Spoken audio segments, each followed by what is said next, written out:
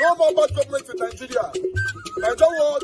The only media that have been consistent speaking against the bad government and for the purpose for reformers. Nigeria what, yo?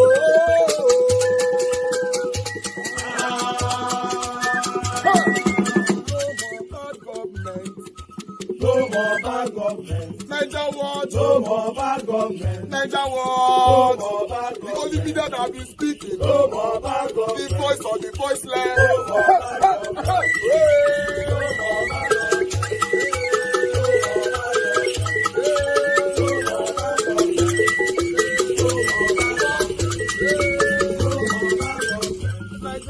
No more bad government. For the poor. No more bad government. Nigeria what? No more bad government. Nigeria what media. No more bad government. No more bad government. No more bad government. In Nigeria. No more bad government. No more bad government. No more bad government. The only media. No more bad government. The number one media in Nigeria. No more bad government. That have been speaking against government. No more bad government. Nigeria what? No more bad government.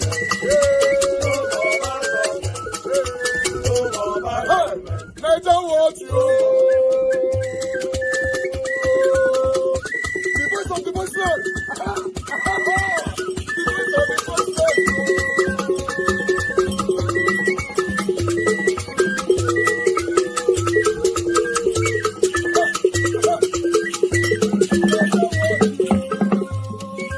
Voice for the voiceless. Voice for the voiceless. Nigeria what? Voice for the voiceless. Nigeria watch media. The only media that have been speaking against bad government. Being consistency since 1944. Voice for the voiceless. Voice for the voiceless. Umuwame. Voice for the voiceless. Umuwame. Voice for the voiceless. Voice for the voiceless. Voice for the voiceless. Voice for the voiceless. Voice for the voiceless. Nigeria watch you. We have been seeing all you guys have been doing, and he recommending to everyone in Nigeria, saying that you guys are the number one. Nigeria watch you.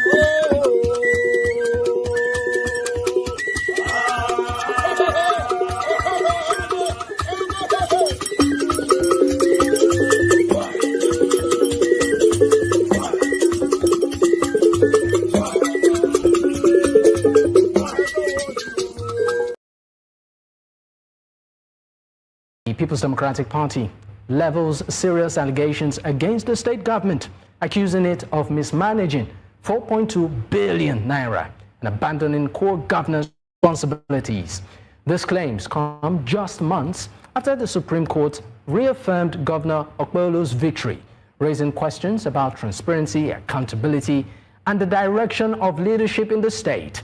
With opposition voices growing louder and public scrutiny intensifying, this unfolding drama could reshape the political landscape in one of Nigeria's most strategic states. Tonight, we break down the accusations, the government's response, and what it means for the people of Edo State and the state's future. Well, joining me right now is Adanze Mwata, is the special advisor to the Edo State governor on legal matters. Thank you for your time, Barrister Mwata. Yeah, good evening, Dakmo. It's a pleasure to be on your program this evening, and good evening to our viewers at home. All right, let's take a deep dive into these allegations by the People's Democratic Party. But before, of course, we get into the conversation, let me bring Shadrach Dubai, is the special advisor to the former governor, that's Godwin Obaseki. He joins also virtually from Benin City. Thank you for your time, Mr. Shadrach. Thank you very much. The pleasure is mine being here. All right, let me start. Maybe I should start with you, Mr. Dubai. The People's Democratic Party is accusing the Edo State government, of mismanaging a tune of 4.2 billion naira of taxpayers' money, largely, according to the PDP, was used to purchase luxury SUVs for commissioners. It's even alleged that the value of some of these vehicles run to about 150 million naira, and described, this expenditure as wasteful and insensitive to the people of Edo State. There are quite a number of issues, but let me start with that. I mean, Mr. Dubai, you are the special advisor to the former governor of the state, and you are also a member of the People's Democratic Party. I mean, these allegations are strong, Can you please break it down? What are the evidence? It's not, the vehicles that are being bought are not being kept inside the houses now. They are being driven around. They are being showcased in government house. When Monday Okpebholo came into office, he first of all bought about 30 Prado Jeeps, and he gifted a few of them to party leaders and party chieftains. He added another 30 Hilux vehicles that could serve as escorts to government officials. And shortly after that, he bought another 60 Hilux vehicles that he was distributed to security agencies in an attempt to cover security in the state. Where persons like me were of the opinion that what needed to be done was to reposition and rejig the state vigilante, the state policing system that Obaseki had utilized to ensure that crime and criminality is nipped at the bud. He practically disbanded the leadership and bought Hilux vehicles and gifted it to security officers. It was just about 6 months after I did that, about a couple of weeks ago, some days ago, he discovered that initiative had no meaningful. When he bought the vehicles, security cases in Edo State even increased. There were more killing, more kidnapping, more headers and farmer clashes. It was just recently when to buy a motorcycle Okada to about 3. He said over 300 Okada. And then when you say over 300, I begin to wonder, is it that Monday Okpebholo cannot count the vehicles, the Okada he bought that we are seeing in pictures, or is it that everybody in governments cannot count 1, 2, 3 again? Over 300 is not a number. They should let us know exactly how many Okada was being bought. But that's what you get when all of these actions of government is being covered with crime and criminality. Obviously, some of the Okadas already found their ways to the house of party chieftains and party leaders. Okay. And then who was the vehicle that was being bought? Okada that was bought, the Chinese vehicles. Monday Okpebholo on assumption to office inherited a 570 Lexus from Godwin Obaseki. He didn't use that vehicle. He gifted it to because that's where I'm going. Please hold on. Please hold on. Hold on. Hold on, Mr. Shedrack. Mr. Shedrack. He bought another vehicle. Mr. Shedrack, please hold on. I know that you've said quite a number of things, but I just want to get something clear. You are part of the former government. There were official vehicles too that your administration used. Was it properly? Did you hand it over? Did the former administration hand those vehicles that it used over, to the government, to this new administration? Was there a handover? I just told you that Godwin Obaseki, as governor, was using a Lexus 570 Jeep as the official vehicle. He handed that vehicle over to Monday Okpebholo and a host of other vehicles. But what we saw was that Monday Okpebholo dropped that vehicle. He first of all went to buy a Lexus 600 LX. That one costing almost 500 million. He didn't use that vehicle for up to 3 months. He dropped it and bought another Mercedes-Benz G-Wagon. And that G-Wagon cost about $1.2 million, roughly about 2 billion naira. And after that, he went on to begin. He bought 100 vehicles for Edo land. When you do a Edo line to a large extent is not the priority. A local transportation is not the priority of Edo people. Shedrack. All these vehicles we see being bought is because the government is interested in siphoning state resources. Okay, Shedrack, you've made some valid, you've made some points. You've made some points here. You've made some points. Thank you very much. You've made some points. Thank you very much. I just wanted to confirm, for the benefit of the viewers watching, that there was an handover of the previously used vehicles by your government, at least when you were in government, to the new government. So let me bring in Barrister Mwata into this conversation. You are the special advisor to the current governor of Edo State on legal matters. We know that the Edo State government has responded to this, calling this mere propaganda and falsehood. But I'd like to hear from you directly on behalf of the government. Yeah, thank you, Dakbo. I don't think it's responsible for any past government official like a parrot with open mouth to make very, false statements. First, to correct the impression that Obaseki handed over vehicles. The truth is there was a vehicle recovery committee that recovered vehicles from officials of government. The former secretary to government, over 7 vehicles were recovered. The former chief of staff, over 8 vehicles. Even some of these persons had sold some of these vehicles that were recovered. And it's quite unfortunate to hear Shedrack open his wide mouth to talk about a vehicle that Obaseki handed over. The convoy of Obaseki had close to 20 vehicles. The only vehicle was a flat vehicle that was recovered, and that vehicle was not in a good shape. The only vehicle that he bought before leaving was the one in the liaison office, which was a decoy for those other vehicles he took away. They had over 10 vehicles, SUVs, that Obaseki took away. It's just that Obaseki, as we speak, is abroad. As a fugitive from justice, himself, his wife, they refused to come to Nigeria to account for how they plundered Edo State patrimony.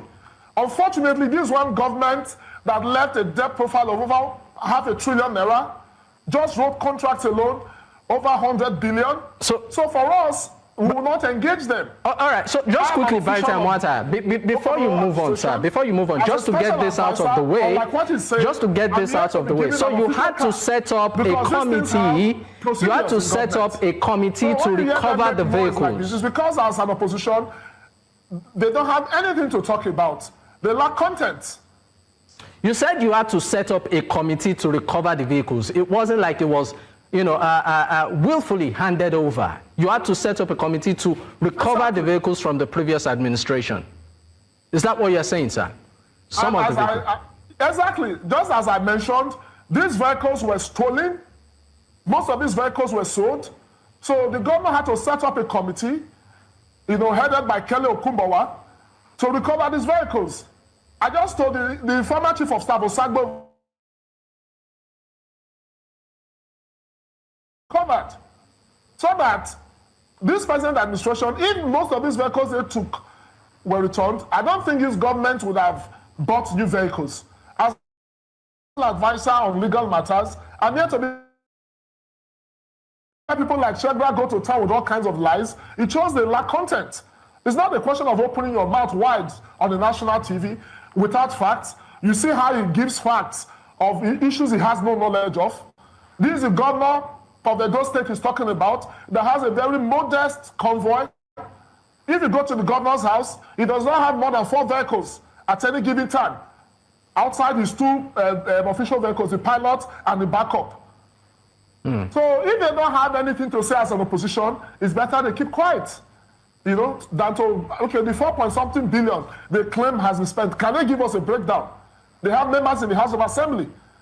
So when you see an opposition, you know, party make noise like a PDP, which is highly factionalized, it means they lack content. All right. So you raised a very important question. You said to engage Edo people on how the governor has brought development to every nook and corner of our state. All right, we'll get to the aspect of development, but just to get this out of the way, you put it to him. You said you would like to have a breakdown of how those vehicles were recovered, the 4.2 billion that they claim. So I'm going to put it to you, Mr. Shedrack. You said that these vehicles were bought, you know, with a very lump sum, according to People's Democrat, about 4.2 billion. What's the breakdown like? What's the evidence? Do you have any hard, concrete copy? You know, as I say, you know, when you carry these kind of characters to public domain to engage in issues and they try to cover their small life with bigger lives, it's very annoying. Why did you not tell me that Modokpebolo is not using a G-Wagon worth $1.2 million? Why did you not tell me Modokpebolo did not buy Lexus? Why did you not tell me that Modokpebolo did not share those vehicles? Modokpebolo did not buy 50 lots to share for party chieftains. Modokpebolo did not buy cars to share for all those consequential entities within the political structure. But me, you see, okay, go and check the statistics of the Bureau of Foreign Procurement. Statistics of the Bureau of Foreign Statistics. It says that Modokpebolo in the first quarter spent 3.5 billion for foreign travels. This is not my statistics, so go and check. The Nigerian statistics says. We'll get to the aspect of foreign travels, please. I just want us to stay in context. Foreign direct investment attracted. We will get to that. We will get to that, Shedrack. Maybe before we go on this break, let me ask you this direct question so that we can move on. Shedrack, you are part of the former government. Did you also have an official vehicle? No, I did not. We had what we call the Move Monkey. It was a pool of vehicle. There was no commissioner. There was no special advisor. Even the SSG spoke of never used an official vehicle. All throughout it was the government for the last 4 years. This Adaze Water was a member of the former government. Ask him if he had vehicles when he was in that government. You see, when they bring people like this who know how best to lie, Nigerians know, Edo people knew that Godwin Obasi did not buy vehicle for commissioners and special advisors. He did not buy vehicle. We had a pool of vehicle where we go to collect vehicle. When you want to go, when you want to move from one place to another, you make a call and they come and pick you. Once you finish using the vehicle moves back to the pool for being reused by another commissioner. That's how we're able to cut down the cost of governance. But when the Pueblo is sharing vehicles for every special advisor, 20 slots were approved for special advisors. He had used all 20 up. 20 slots for commissioners. He has used all the 20 and he's now applying to the House of Assembly to grant him extra 8, making 28 commissioners in our state. He has utilized all the slots for board appointments. He has infiltrated government by all forms of cronies and consequential element. All right. Of bloated government. All right. Let me complete. Even this Adaze Nwata that is speaking here, so his opposition is a product of cluelessness and ignorance. In a state where we have the Attorney General and Chief Security, Attorney General and Chief Legal Advisor of the state. All right. Thank you so much. Please, we would like you to address. We would like you to address the issues, not the person. Please kindly address the issues and not the person, right? So please, just quickly before we go on break, I'd like to go back to you, Barrister Nwata, to just briefly, react to what he has said. Briefly, before we go on break. Yeah, thank you, Dakmo. This is national TV. When you see somebody on the other side, like, what's his name, Shedrack, talk like a motor park tout, you see no sense of civility. First of all, I served in Obaseki's government as Commissioner for Information. At this point, we'll come back to you, Barrister Nwata. We need to go on a quick break. Just allow me to land. You gave me enough time, and because we are talking of Nigerians at home. Barrister Nwata, I assure you, when we return... Obaseki did not provide vehicles, but provided a grant of 2.5 million quarterly, which served as a way of supporting people to acquire their own vehicles. At the end of the day, there was no form of accountability. All right, we'll definitely pick up on that. We'll pick up on that, Barrister Nwata. Please stay with us. Once we return, I assure you this. I also have Shedrack Dubai. He's or was the special advisor to the former governor of the state has gotten a best. Thank you for staying with me. Now, Barrister Nwata, before we went on that break, I did promise you, I said when we return, I'd allow you to complete your line of thought. So the floor is yours. Briefly, you are trying to react to some of the things Shedrack has said. Yeah, just to react to those litany of lies he put out. First, he talked about Move Monkey. That was a business Obaseki had, whereby the vehicles he was supposed to give to commissioners, he warehoused them somewhere, and brought in a private company from Lagos, as if he was running an Uber business. But just beside that, he gave commissioners 2.5 million quarterly, what we call the grants. At the end of the day, the money he paid for that 4-year period went to these commissioners, not as a loan, but as a grant. So this one government that, dwelt more in corruption, because those vehicles were over 300. By the time Senator Mondo Gbebolo came in, over 200 of those vehicles were missing. And as I speak to you, we still have over 100 vehicles that are missing. So unfortunately, you have one government that failed in providing for public officials who served under them, and you see people from that same government come out to run their mouth on national TV. Here's a governor that has provided, I'm talking of the present governor, who has provided, an opportunity for those working to have at least a single official vehicle. So if they talk about billions being spent, how come, as special advisor, I'm here to have a vehicle? Because these things are done procedurally. He made a very stupid remark concerning the office occupy. I'm special advisor to the governor on legal matters. That has nothing to do with the office of the Attorney General. The House of Assembly approved 20 advisors, and the governor's policy is that when you have an advisor, his duty is to advise. I've taught law for over 10 years as a constitutional lawyer, and I give quality advice to the governor of Edo State. So if Shedrack has a problem with that, he should wait till after 4 years. If the party loses the election, he should wait for another 4 years. All right. Because once a governor comes in, the Constitution allows him under Section 5 to appoint advisors. All right. So he's just talking out of ignorance. All right. Barrister Nwata, thank you so much. We had a special advisor. Thank you so much. Thank you so much. You've raised some questions up, and let's give Shedrack the opportunity to respond. Shedrack, another allegation is the amount of money spent on foreign trips by the current administration. You are trying to nibble on that, and I said we'll get to that. You made reference to the Bureau of Statistics, where, of course, about over 3 billion plus, has been spent on foreign trips. And the question around, okay, fine, if you travel, which the PDP is raising, is that, look, if you travel, it's fine, but is it, concurrent or equivalent with the FDI? So I'd like you to speak on the allegations of spending so much to travel out of the state and the value it's bringing to the state, which your party, the PDP, has raised. Like I said, this government is very, very clueless in its policy direction. Mondo Pueblo has not been able to attract one foreign direct investment for 3.5 billion spent on foreign travels. There is no white man. He could not even attract even an albino to say, he brought an albino, let us manage this. Nothing of that nature. And the man just keeps throwing money as problem. There's nothing Mondo Pueblo has engaged in that has yielded any meaningful results. When he spoke about his special advisor, point to any other state in this country that they have Attorney General as the chief legal advisor to the governor. They have a Solicitor General, and they also have a Director of Public Prosecution. And yet they now created this more ignorant office for this young man who wants to be helping them to spread out lab truths and outright lies in public domain just to hang it somewhere. It's talking of God. Mr. Shadrack, please focus on the issues and not on the person. He has no office. So when we talk about the issue of I think Mondo Pueblo has not been able to engage in any meaningful project. No project, nothing of that. What they are doing in terms of development is that in Edo South, in the whole of Edo South, Mondo Pueblo has not started a 5-kilometer road. What's 5? 3 kilometers. There's no 3-kilometer road he has done. What he cited is that Rama Park flyover, which is a white elephant project that he borrowed 100 billion naira to run. And he now went to pick another one in Adesua, and he said he had approved since May, 25th of May, he had approved 25% upfront payment for that project. If you go there today, this is September.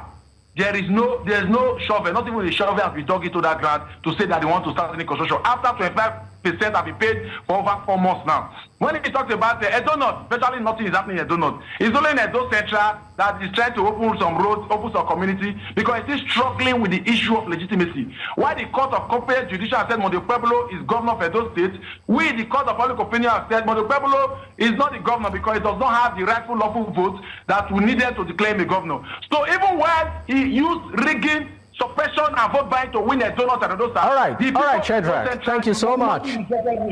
Shadrack, I need to come in here because we are managing time. Thank you. Let's hear from Barrister Mwata. Barrister Mwata, these foreign trips that the governor has been accused of, spending billions of naira, there are questions as regards what value is it bringing to the state? And if at all these foreign trips are justified.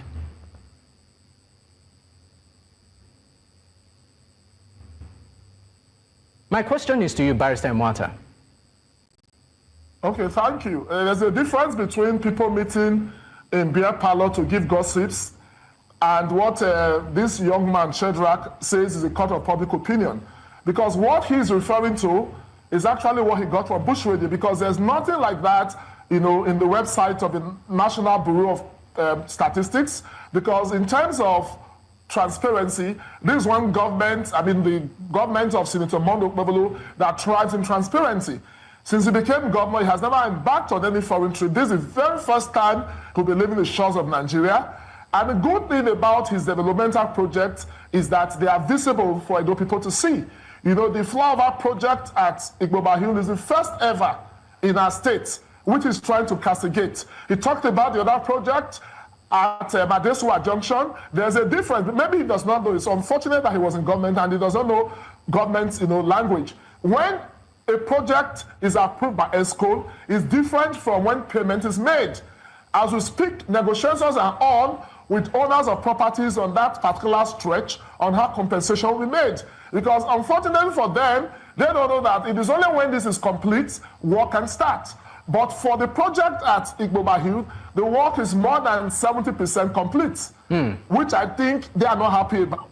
This is one governor that keeps driving development across the three senatorial districts. All right. He has brought back Edo Line, he's brought back Bendel Breweries. These are legacy projects previous administration failed to fix. All right. And even more than that, in the area of education, he has invested way above what the previous administrations invested in education. All right, Barrister Mwata, I'll come back to you, Barrister Mwata. I'll come back to you, Barrister Mwata. Just quickly. Over $500 billion. All right, thank you very much. Thank you. Shadrack, just quickly, in 30 seconds, what would be your advice to the government of Edo State, the current government, the current administration, in 30 seconds? Shadrack, are you there? I think we have a bit of connectivity issues there with Shadrack, but I'd like to take your parting remarks, Barrister Mwata. democracy is about the people, and this one governor that has made public and people-oriented, policies and programs so visible. And in terms of actualization of his campaign promise, across sectors, security has been able to deal with the problem of cultism and kidnapping. In the area of health, all the hospitals abandoned by Obaseki, he has fixed them. In the area of education, you discover that the policies have human face.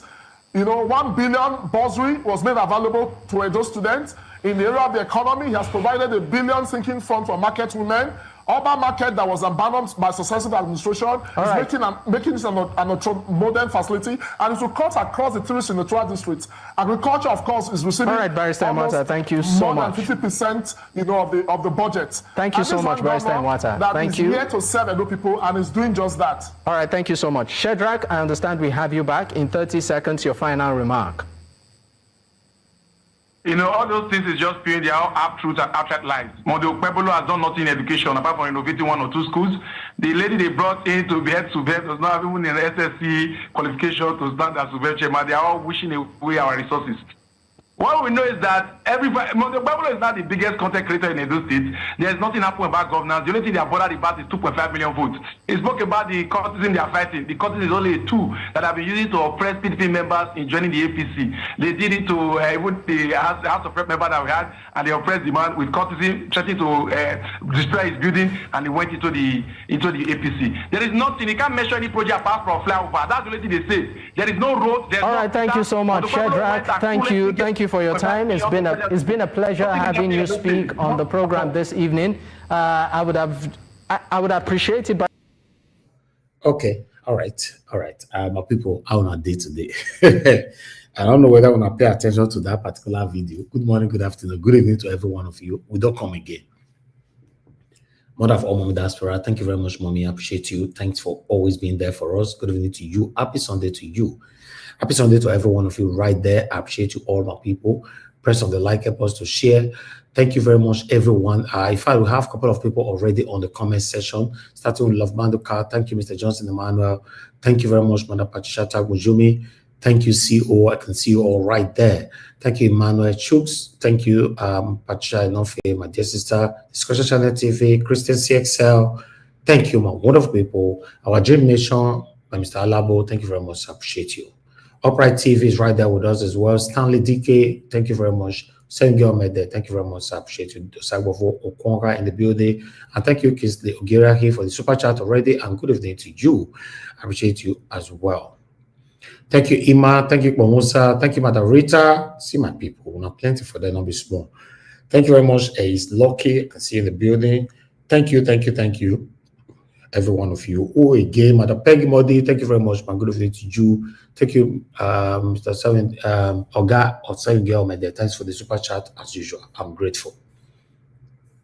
Then we have more people right there with us. Mike Akimbari, my brother, I can see you. Ambassador Magnus in the building. Thank you, my people. Now God will bless you now. Just press on the like, help us to share. In case I didn't mention your name, it's not intentional. I appreciate every one of you with us this evening. As you all know, it's supposed to be my off day. I thought I should come in instead of doing a pre-recorded video. Although I was very, very busy all day, I couldn't do a pre-recorded video for you guys today. But I thought, okay, the only way I can catch up is to come on live. So for those of you that want to join us, please prepare yourself. I'm going to be posting out a link soon. I appreciate every one of you. As you can see, what just happened there in Edo State debate. The other one say Okpebolo na thief Ojibole. If they thief money till they buy different jeep, they dash people, may they support them or be with them. Why the other one say no, Okpebolo not be thief. Obaseki was a thief before he left office. The other one can say no. Now me and you, now gotta do Obaseki this thing. Blah blah blah. Hey God. What I see say when it's not favoring you, you speak. When it's favoring you, you stay silent. You see? So if you check these two people we talk just now, although one of them now my friend, but I still have to say it how it is. One of those two people we all talk to now, so one of them are my friend. But the truth is, both of them are defending the indefensible. Yes, as far as I'm concerned, Obaseki is satanic, Okpebolo is satanic. I was actually talking to somebody just a few days ago that Okpebolo is what they said, God, the governor is working. Governor is working. And I said, how? When the governor is working, can you did ground, you did beneath there. Tell me what the governor they do. He said, my brother, I know you know. As we all did this beneath, so I can't really figure one thing where the governor they do, apart from the new Edo line where he bring come back. I say, what about the flyover where one do you say, my brother, Caterpillar not even did there again at all. Somebody, a few days ago, somebody was discussing this with me. You see, then Mr. Adazai Mata said, Okpebolo have cured a courtesan fight and kidnapping. To the best of my knowledge, if I can remember, I thought within the last 7 days I've reported kidnapping in Edo State twice. I didn't lie. Can anybody testify to that? Hello. Is there anybody on the comment section that can testify to that I've reported? Me, myself, I've reported 2 kidnappings that have happened in Edo State. The last one was when everybody in the bus was swept away. Can anybody remember? Is anybody there? Hey! They say Okpebolo have cured kidnapping and insecurity. How? When? I foresee maybe for the last 12 hours. But this particular video is last 24 hours. My last report is last 12 hours, if I'm not mistaken, or last 24 hours as well. So when you take cure them, we are going to be discussing all this at length. Thank you. God bless you all. I don't know so that they follow up, my people. I don't know so that I think as the reporter now, let me the washer. So that means we are not lying. We are not lying. So I'm trying to know when they sort this out. I would like to quickly recapitulate on this particular one that I'm saying now. My people, let's watch this. Just bear with me. Because may not come be like say some satanic people supporting this satanic people ruling us. May they not come believe say we just come here called a lie. This one was just less than 24 hours ago. Make I replay them again from my own channel. Watch this. All right, my people, on a day today, happy Saturday to every one of you, or rather, happy weekend. This is about those things.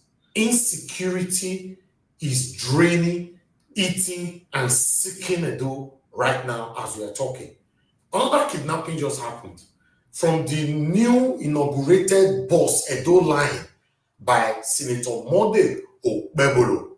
Yes, the boss, they carry people, they go. Now kidnappers stop the bus. Everybody inside that bus, kidnappers sweep all of them, enter inside bush. As we talk so. This one just they happen. Una see the level of insecurity right now in Edo State is unexplainable. Even though we know that the satanic governor, Senator Monday Okpebolo, promised insecurity in Edo State and is fulfilling his promise. Yes, watch this, guys. Oh God. Hello there. They hear them now, so they don't carry the entire bush. Now full bus they and Camry. Not be one bus, so almost they started their bag, their luggage. They don't enter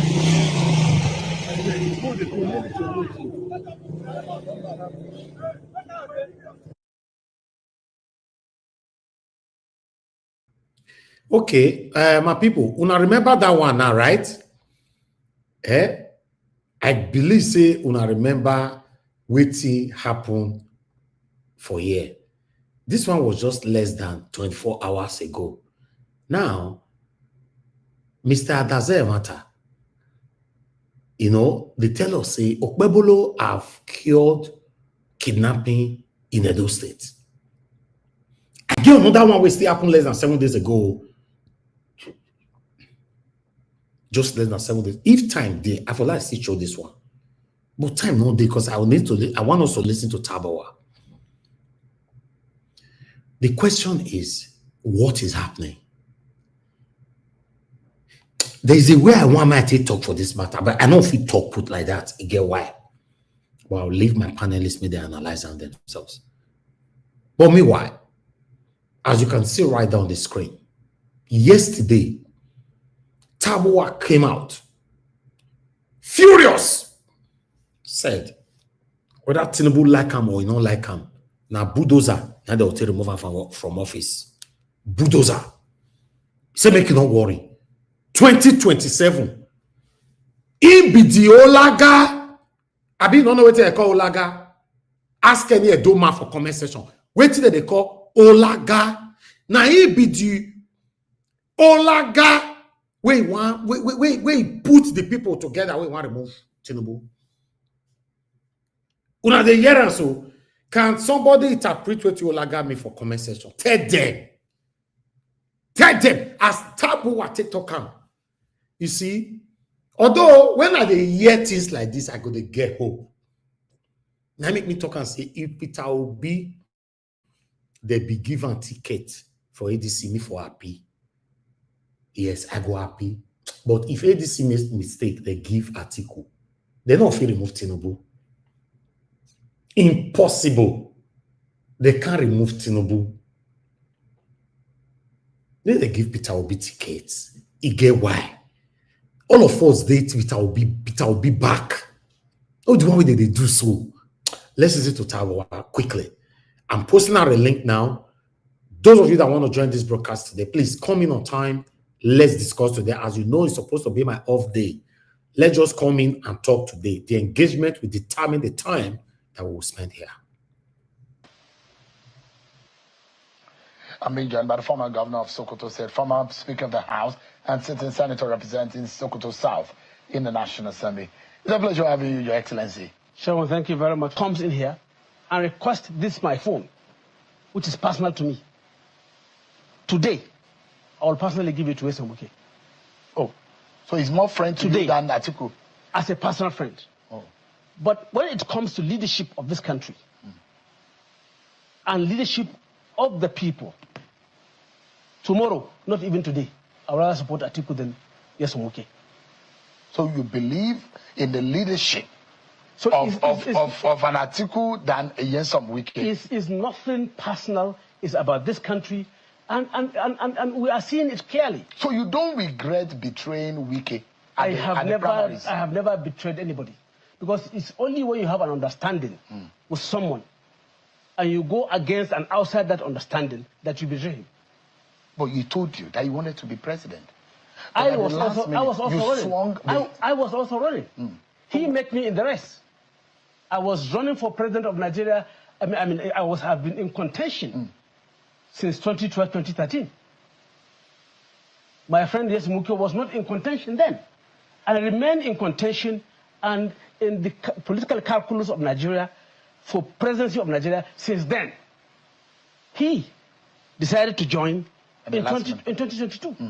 So who met who in the race? So did he tell you he was going to run? He gave me the indication.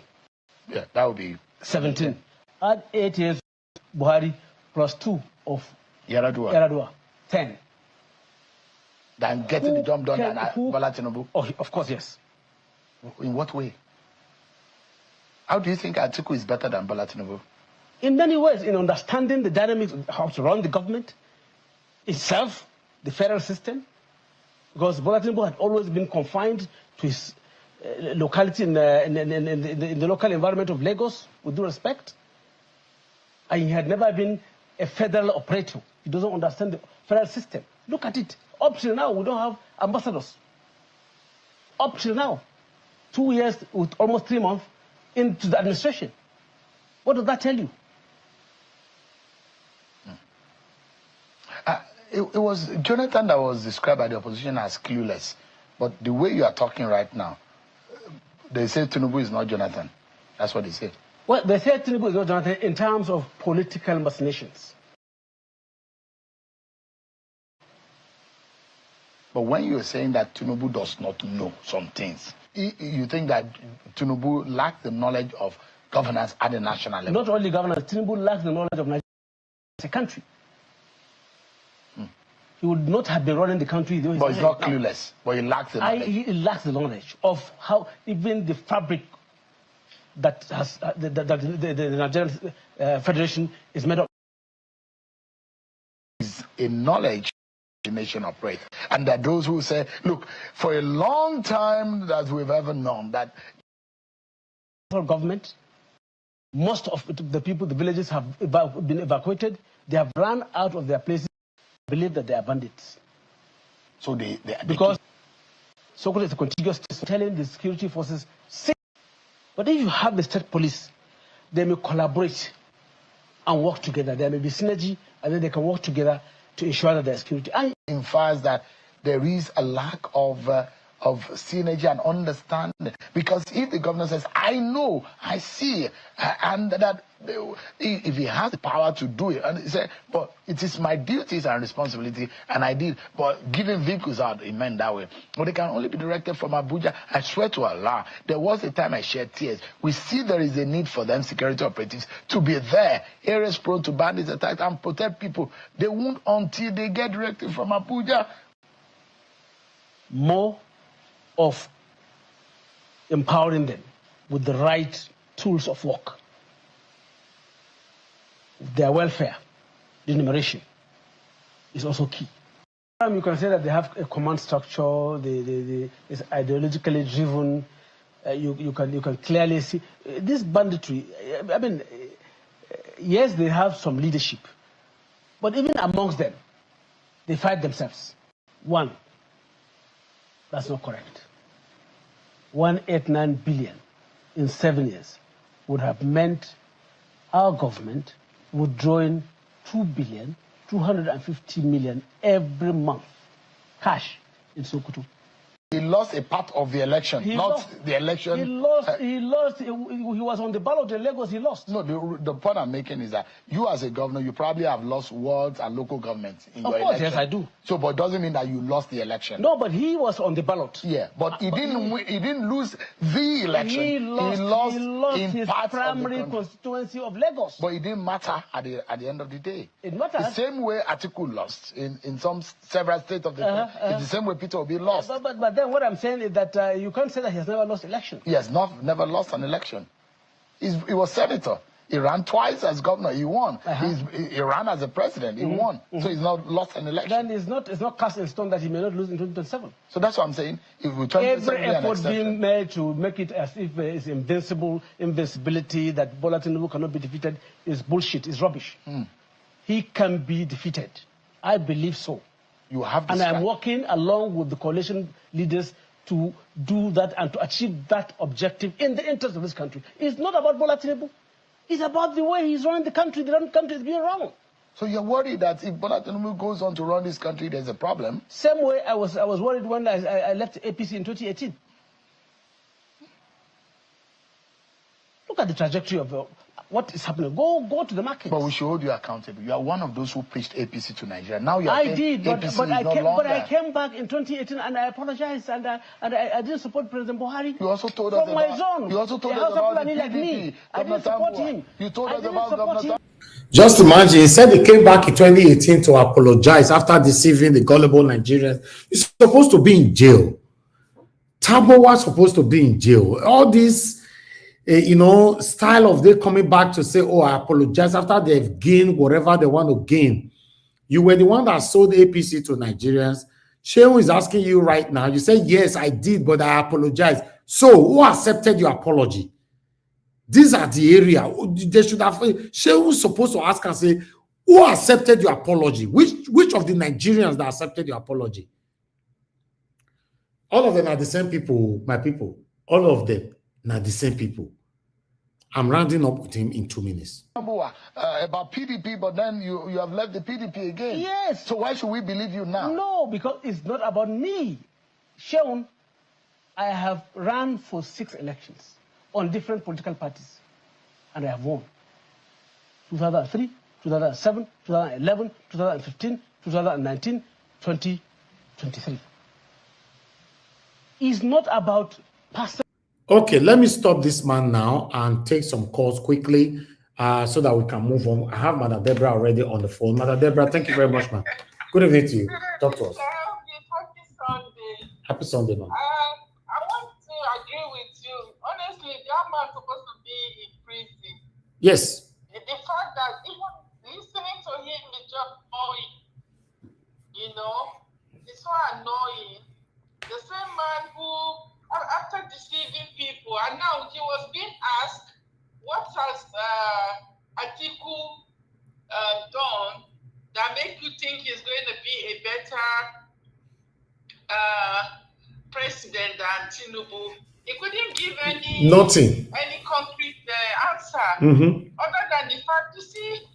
Mother Deborah, sorry to stop you there. With the interview of this man, is it not obvious that they are using ADC to project Atiku, not Peter Obi? Let me be honest with you. I don't trust this. Tambuwal was the same person that betrayed Wike for Atiku. And the truth of the matter is that the northern people are interested in power for themselves. I don't believe one bit that Obi stand a chance there. I'm just being honest. I don't believe that Obi stand a chance in that ADC. They are just trying to see if they can lure Obi to their side so they can get some support from him. That's all they are doing. But the fact is that they want power for themselves, the North. You know, that's what I see that is playing out. In 2027, it's going to be between Tinubu and the northern oligarch and the northern politicians. That's what I see is going to play out. And if they think they can just they will be able to remove Tinubu anyhow, like they did to Goodluck Jonathan, it's going to be a fight between both of them. So in my own opinion, I'm just going to fold my hands and see how, because I believe Tinubu is going to deal with them. And I want to see how they are going to be able to remove Tinubu. Because obviously they are not presenting any good thing. They themselves are just interested in grabbing power. That's what they are after. Exactly. Even this Tambuwal now that is coming out to talk is all about grabbing power. This interview now, I don't see anything reasonable that he said, rather than trying to sell Atiku. Imagine the insult. He said if Wike asked him for wristwatch for something, but when it comes to power, he's going to choose Atiku. You see, they have this mindset that they are born to rule, and that is the annoying thing that you hear from them. They act as if they are the ones that are born to be ruling over other people. So if Wike asks him for his personal wristwatch, he will give Wike. But when it comes to leadership, he will give Atiku. Okay, in what way? In as much as I don't agree with Wike, but in what way is Atiku better than Wike? Let's be honest and fair. In what way is Atiku any better than Wike? Wike has been a two-term governor in Rivers State. Even though I don't agree with him in some of the way he does his things. But when it comes to leadership, if I have to compare Atiku and Wike, I cannot say Atiku is a better leader than I can even choose Wike than Atiku. Yes. Is it not the same Atiku that made a tweet when this girl in Sokoto was brutally murdered, and because he was threatened, he quickly went to delete it. To delete the tweet. He said he's not the one that wrote it. And now this man is sitting down to say Atiku has more leadership. No, that's a wrong judgment. He's just choosing Atiku because Atiku is a Fulani man. That's what they're just interested in getting power, not because Atiku is better. I personally, if I have to choose between Wike, if I have to choose between Wike and Atiku, who would be a better leader, I would choose Wike. At least I know that Wike will have some balls. Wike might be able to do some. Atiku went to delete Only one person just threatened him, and he deleted the tweet that he made. He did. So what does that show? And then this Tambuwal is coming out to say, when it comes to leadership, he will choose this. What has Atiku actually done that showed that he is going to be a good leader? There's nothing. Atiku has not demonstrated any kind of leadership skills that shows that if they give him power, it's going to be any different. So to me, this ADC and these people in the north, it's obvious that what they are interested about is power grabbing. Mm-hmm. That's all. That's what I see. And Obi does not stand a chance with them. You know, it's power grabbing, and it's just going to be a fight between them and Tinubu. Anybody thinking the 2027 there's going to be a normal election like the one that happened in 2023? I think the person is just dreaming. It's just going to be a fight between Tinubu and the Northerners. Whoever is stronger, that would be able to grab power. That's what I see is going to happen in 2027. And Tinubu, if he grabs the power from them, then I will see how they are going to fight back. That's my own assessment of F27. Thank you. Between the Northern Fulani political class and Tinubu. So we'll see who is going to grab, who is going to be stronger. But I'm afraid that I don't see Peter Obi in this whole thing that they are doing. I don't see Peter Obi. Thank you so much, Mr. Eldis. Okay, thank you very much, Mother Deborah. God bless you. Yeah, thank you, sir. Yes, ma'am. All right, my people, I appreciate you all. Mother Stella Masavedo, thank you very much, ma'am, for the super chat. I'm very, very grateful. Thank you. May your pocket never ever run dry. Thanks for all that you do. Madam Emmy, thanks for calling in. Good evening to you, ma. Talk to us. Hello? Madam Emmy, are you there? Yes, good evening, and thank you very much for picking my call. Thank you, ma'am. Good evening to you. I just want to highlight some few things about this coalition. One, David Mark as the chairman, I want to believe he's from Benue State. Based on what is going on, if he wants to save Nigeria, what is he doing regarding his own state? It tells a lot about his person. No statement has been issued from him. So Nigerians that are thinking this coalition will give anything, I don't think they have common sense on what's going on in the country at the moment. Nothing about insecurity that they should be dealing with because it's from their area. Two, with regards to what Tambuwal said with Wike and Atiku, it's just telling you and Nigerians that they are all the same. Unfortunately, they are friends. According to Dele Farotimi, do not die in their war. That's what he's telling us. They are not enemies. When it comes to politics, they are friends. And from Madam Deb saying Wike, any sensible Nigerian now should not even talk about power and Wike. With what he already has and what he's doing right now, it should be forbidden to take any role, or else he's going to kill everybody and mash everybody as if nobody matters at all. See what he's doing in Rivers State. And the president, who is Tinubu, is just a disgrace. He should be in jail because he's seeing these things happening. People are dying under his watch. Nothing is happening. And then people are still looking at him and praising him as if he's God. The last time he was traveling to wherever he was going, governors lying like slaves. I don't understand what's going on. And Nigerians should be wise enough to let the governors be accountable. If you want to be governor of a state, if you cannot reside in that state, then you cannot be a governor. Exactly. This needs to change for them to be responsible, because I don't know why you are governing a state, you live in Abuja. Why are we just quiet? I have a lot to say, but I'll just leave it here. Thank you so much. Thank you, Madam Emmy. God bless you. Thank you. The problem is, Nigerians are quiet for a reason I don't know. But we have a group of people that always justify this quietness. I'll leave it at that. I appreciate every one of you, my people. Now, God bless you. Now, let me move straight to the panelists right now. For those of you that want to join this discussion, come in on time and let's take it from here. If two people don't talk before you come in, you are only going to get your final minutes submission. I'd like to move on with Madam Rita. Madam Rita, you're the first today on the panel. Good evening to you. Please talk to us, ma'am. Yay, good evening. Happy Sunday, Mr. Elvis, my lovely mommy, Lamehi.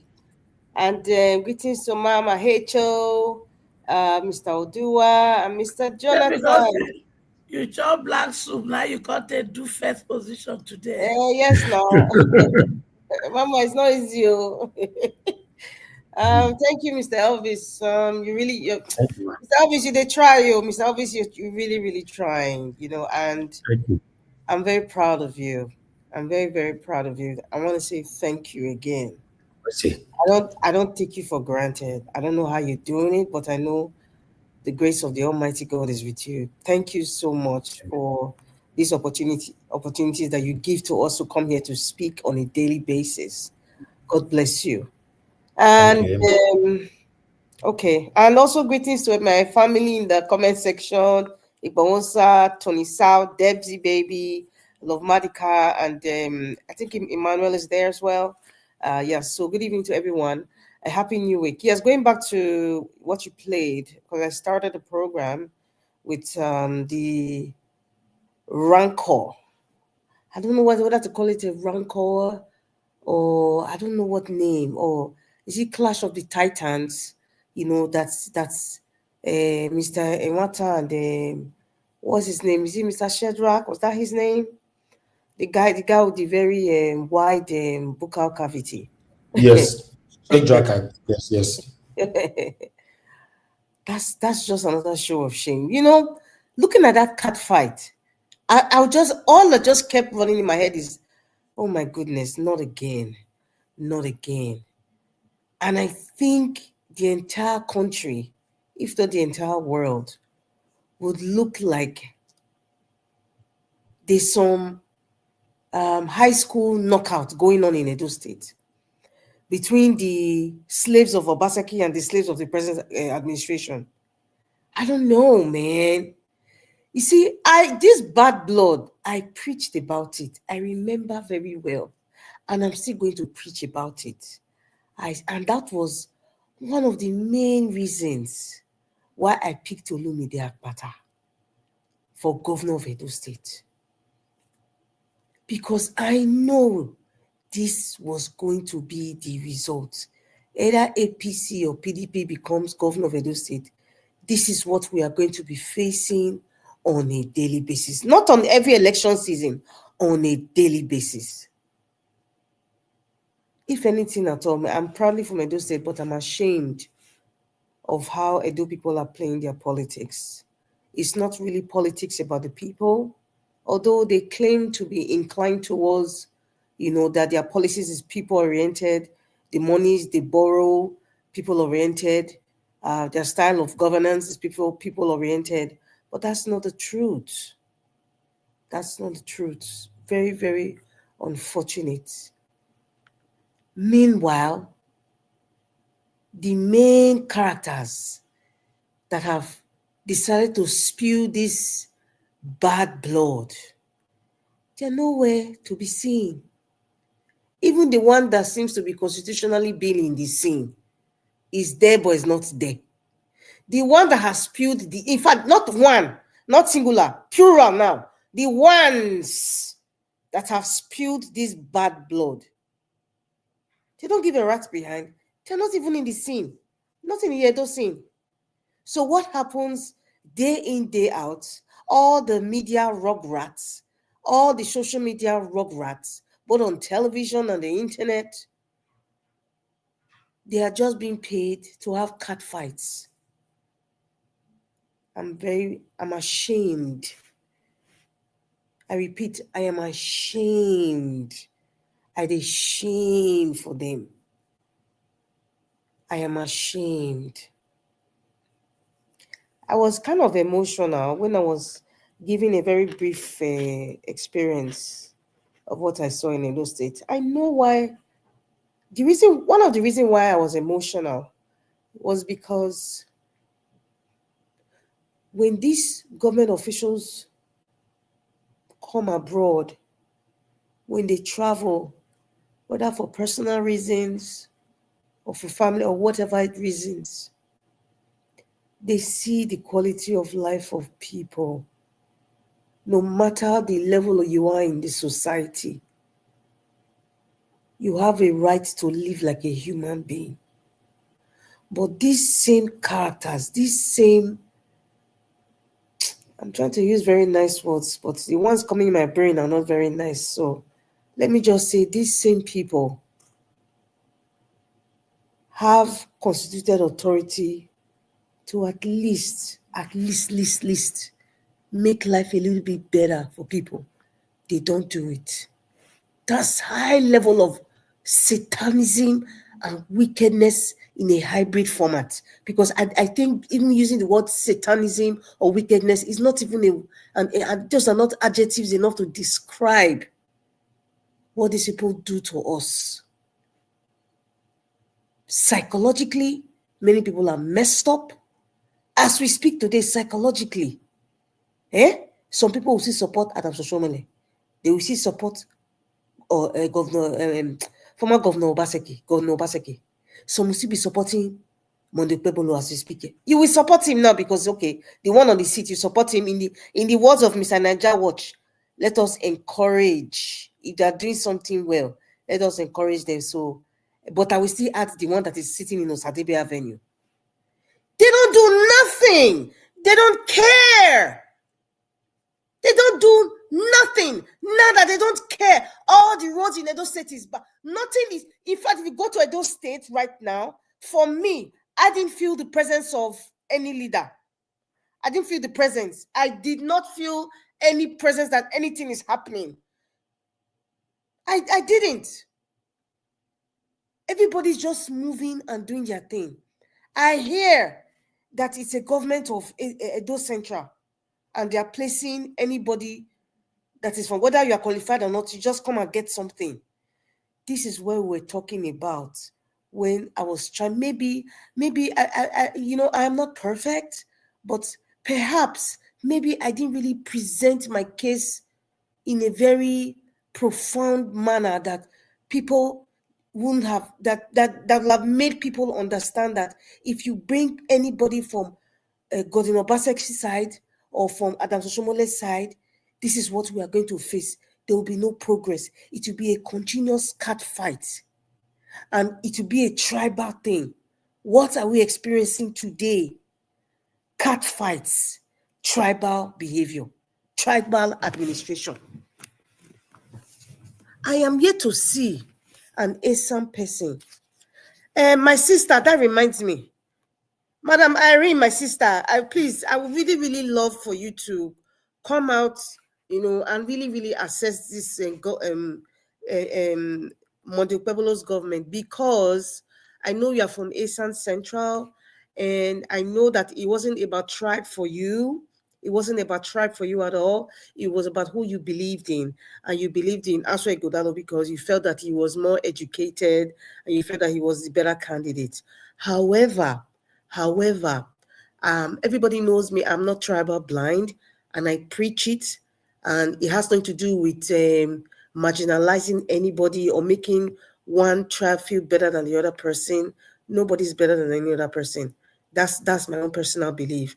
But however, many people from the Edo Central extract have suddenly become ice water. They do not want to speak because it is still your brother that is there. It is still your tribesman that is there. Look at what is going on. Nobody from Edo Central, if you come here to lie, to tell me that this government is not the way they're running it, because I was in Edo State, is the way they're running it now is strictly Edo Central. You cannot come here to come and lie that that's not what's happening, because that's exactly what is happening. The point is it favoring Edo State? The answer is no. I will not come here to pretend that somebody from my Edo South was governor for 8 years and he didn't even do nothing. I will not deny that because I'm from Edo South. I will not come here and be quiet about it. But however, We are sick and tired of complaining, of being sick and tired of these cat fights on national TV between the Obaseki boys and the Adams Oshomole boys and the Monde Okpebolo boys. I am sick and tired of it. None of them are any different. None of them are any different. None of them are any different. If you want to break down what this one has done, what the other one has done, we will not live here today. So what Mr. Shadrach and Emata are coming to just do, they're just trying to have a very cosmetic design on their candidates. And me, I don't have patience for such nonsense because it's not serving us. It's not serving us. I have to say something here from my experience. Edo line. Yes, Edo line. There are certain things that I deliberately took because I wanted to have some experience. I took Edo line from Edo State to Lagos State. I took time to go to Edo line. I took time to ask questions and I saw how things were being run. I can tell you now. In fact, first of all, I'd like to make an apology. And the apology is so that, the day Edo line was launched, Mr. Elvis, you played the video here, and there was a gentleman who called and he said he was into transportation and stuff, and he said, what's the point in having a new Edo line when the roads are bad?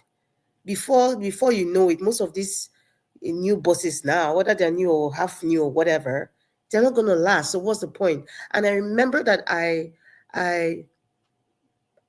said passionately, I said to the caller, yes, I don't know if you're from Edo State, but however, I believe I want Edo line to work. I wasn't really, I didn't want to focus more on about the roads.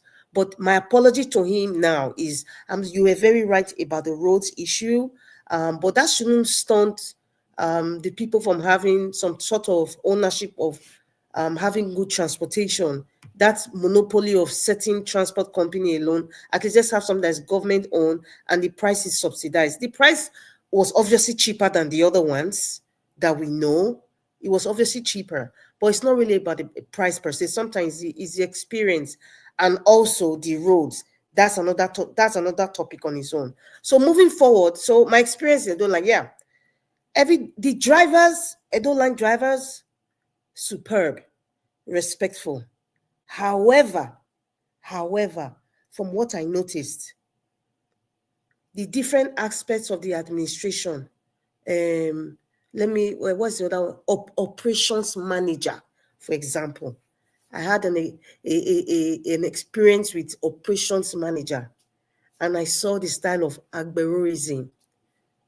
You see, the CEO can do certain things to a certain level, but there are different departments when it comes to transportation business. I'm not a transportation expert, but I'm saying based on what I saw.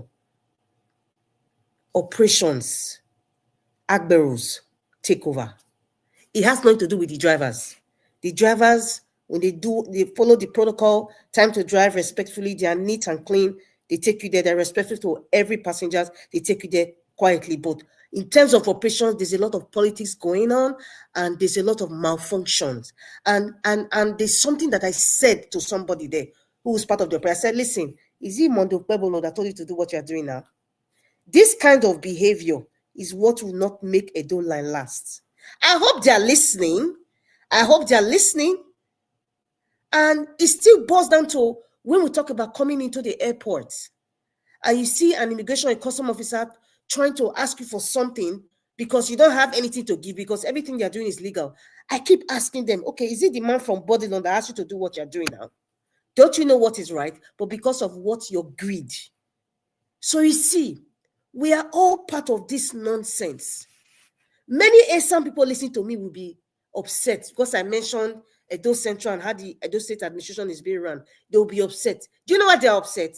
Because naturally, their body will be so sensitive to like, she's talking about my tribe. They're only hearing me, but they're not going to listen to me.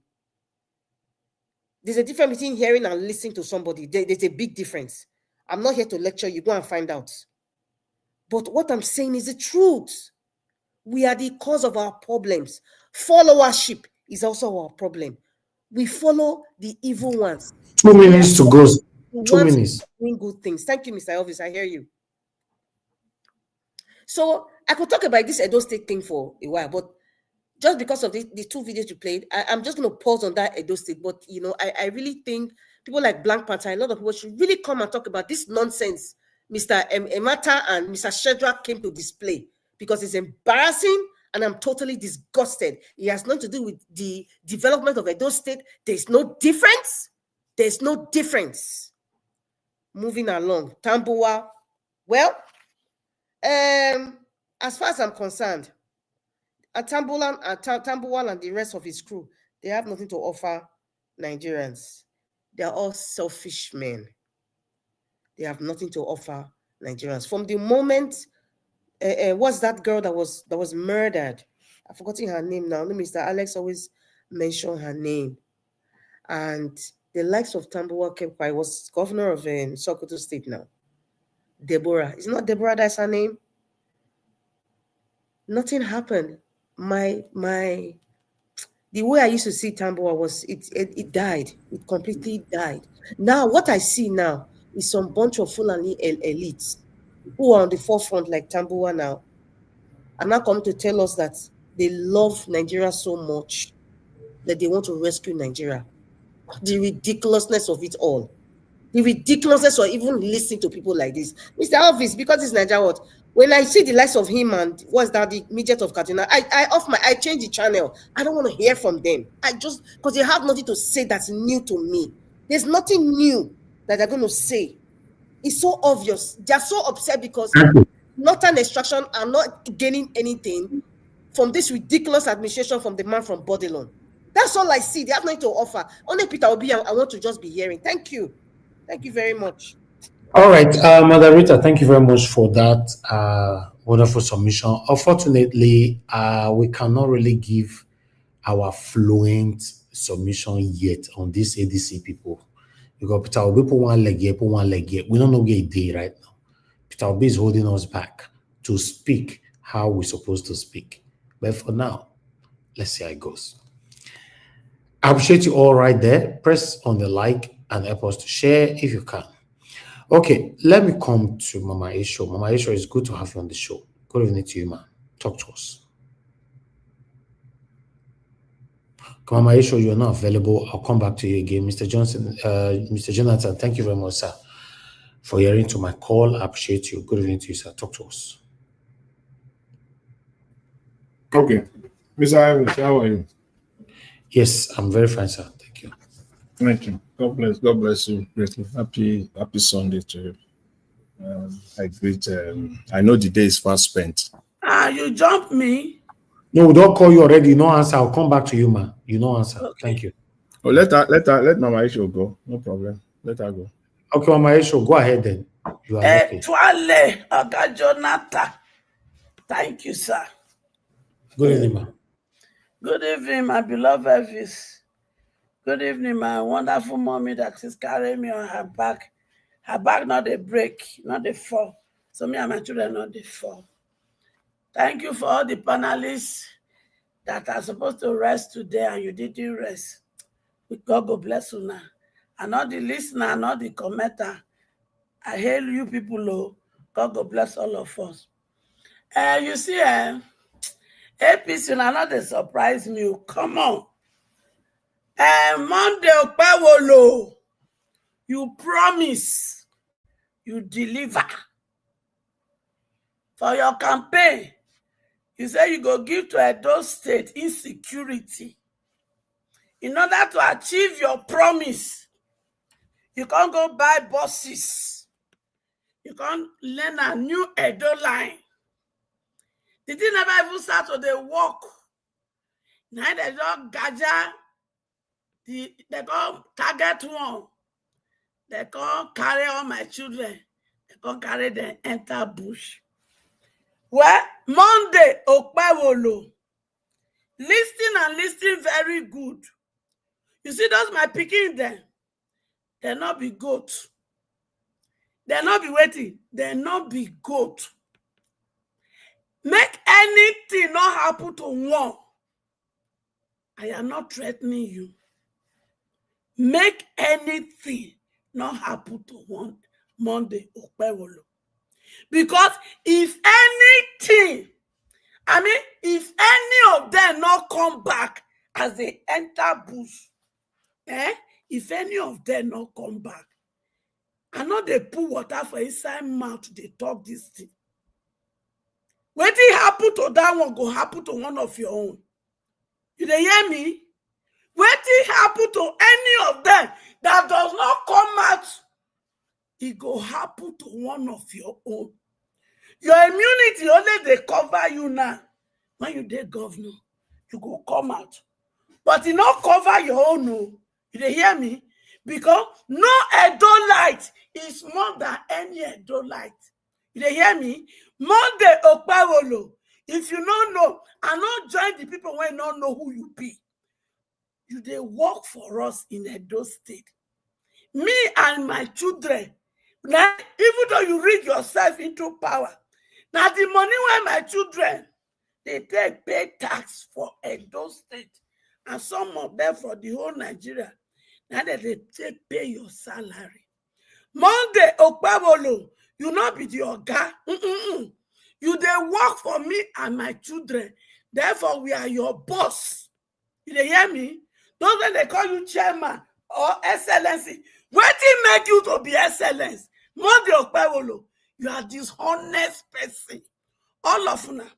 You know that guy, that professor from Kenya, he asked una say when he qualify una to be excellency, because none of una qualify to be called excellency. All of una be dishonest people. Monday Okpebholo, the governor of Edo State, I give you 3 days. Bring back my children. When your so-called boss and your people, when you organize, carry enter bush. If one not come out, Monday Okpebholo, what did happen to that one? It go happen to one of your own. Hear me and hear me well. Since he be say, una make up una mind. Say, now my children, now go take they do goatee, now go turn them to chicken, they do pepper soup. Una go begin to beat the pepper soup. Now they hear me. Since una no want stop insecurity, una go pay for her. That is soon. Special announcement. Donald Trump, Monday Okpebholo, the governor of Edo State, is the head of the terrorist organization in Edo State. He has started giving up Edolite to his terrorist group to carry into the bush. Okay. Mama Isho.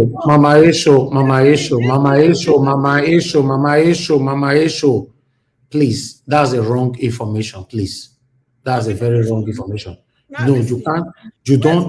No. Excuse me, ma. Hello. Mama Isho. You are not listening. I'll put you on the backstage, please. You can put I don't me. like this. Don't give wrong information on this platform, please. I am not giving any false information. No, that's a wrong information, Canada has please. declared APC Yes, but Okpebholo is not behind terrorists in those states. It's just a governor. It's in APC. And Mama Esho, are you listening? They are all terrorists. Yes, fine, but you are passing wrong information. This platform is not part of that. Please say it how it is. That's what the platform stands for. Okpebholo not use his mouth to say he will give to Edo State people. Yes, but do you have proof that is part of the terrorists that is destroying Edo State? When he used his own mouth, say he will Mama Esho, can you take it back, please? I am not taking it back. Mama Esho, for now, I have to remove you from the panel. I am leaving. No, I have to remove you, please. Mr. Jonathan, please talk to us. Good evening to you, sir. Mr. Jonathan, are you there? Mr. Odoa, please talk to us. Thank you. Good evening to you. Good evening, Mr. Evis. Good evening, Nigerians. Hello, Mr. Ebi. Let me take my turn now before Mr. Odua comes on. Okay, go ahead, Mr. Jonathan. Thank you. Yeah, let me take my turn, Mr. Odua. know, let me do my my time here on the platform. Okay, I greet you. I greeted you earlier, Mr. Elvis, so I greet my fellow panelists. I greet you all. God bless you all. You're all welcome. Happy weekend. And Mommy Diaspora, once again, I greet you. And God bless you greatly. We'll continue to give you the strength. And all the commenters and all the callers, I greet you all as well. God bless you all abundantly. You're all welcome.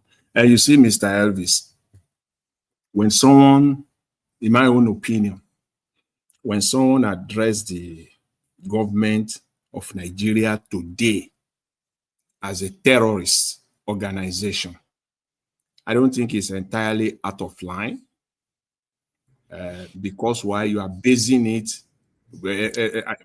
What I think is important is to make reference. Madam, Mr. Jonathan, you cannot address a governor, a city governor by his name, that, and you are calling Donald Trump that is behind the terrorist group in Edo State. That is totally okay. Maybe the you don't do that here. Maybe the way and the manner the reference was. If you say if she said the government of Nigeria are behind the terrorists that's affected, that then you are not mentioning name. Government, even the events of the last few days continue to buttress, to substantiate the fact that the government of Nigeria is sponsoring terrorist activities. You cannot, and again, by all the politicians have said it, international courts, with competent jurisdiction, they have said it, not just saying it, putting it on record, on judgment, which will stand the test of time for life. Anybody will go there and read those judgments. So when you look at the events of the past few days, is it the Kaduna one? Look at the events in the last 2 days in Lagos State. I mean, come on, what are we talking about? It is just this last issue that that's making me to actually take it on from this side. I actually want to address this, but maybe use 1 or 2 minutes to do that. But let me just start from there. You see, the event of the last 2 days alone, or few days, is an indication that we are not in a normal state at all in Nigeria, unless we are deceiving ourselves, and deceiving ourselves to the core. It will be pure deception. It will be delusional. It will be nothing but mental delusion. Just few weeks ago, or what I would say maybe a few days ago, one baby lawyer called Deji Adeyanju came out on national TV, characterized the entire supporters of Peter Obi as mob. He went further to say that we cannot allow the leader of a mob, I'm quoting him now, the leader of a mob to lead Nigeria. But baby lawyer Adeyanju, where are you right now? It is okay though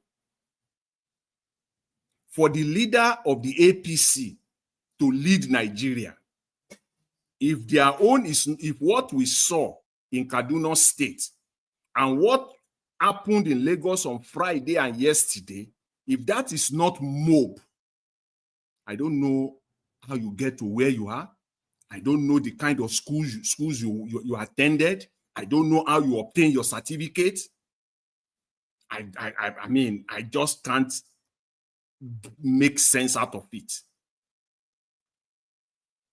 If what happened right before, with evidences all across the space, video evidences, audio evidences, where the government, yes, the government through the police is part of the government, the central part of the government of a nation. One of the features of a nation is to have what we call security agencies, and one of them is the police, where the police is openly spearheading hooliganism.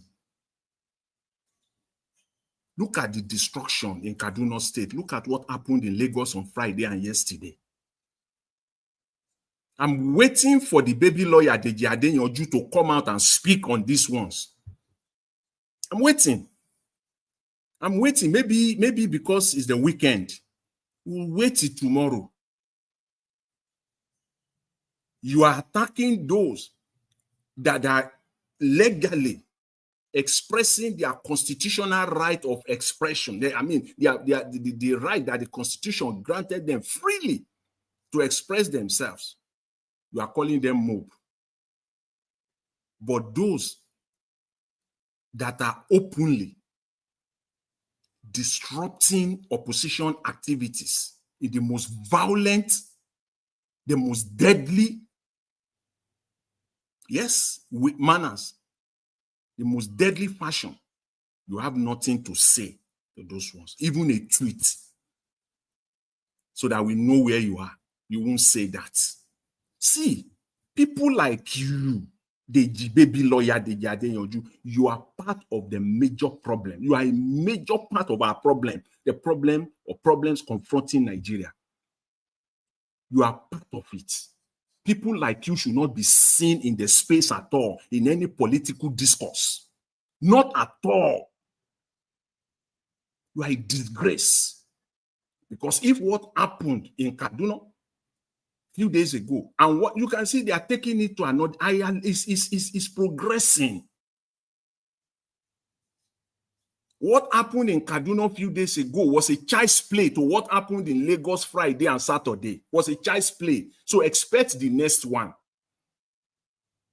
The insecurity problem we have in Nigeria. Look what happened in Edo State. You can see the brazen manner. Now they are taking, we are now seeing it on a consistent basis, taking entire bus of 10, 15, 20 or what, 2 dozens of people one time. Eventually they will enter a whole community. A whole community. And they will submerge it and they will kidnap the entire people there. That's where we are going. Somebody said, one of the politicians said last week, one of them said last week, he said they are approaching Abuja. A politician on national TV, I believe it was Dati, he said they are approaching Abuja. And if you know the history, the way civil war happens, the way they will eventually capture the country, they will start from the extreme end of the nation, either from the south, the end south, or from the top, the extreme north.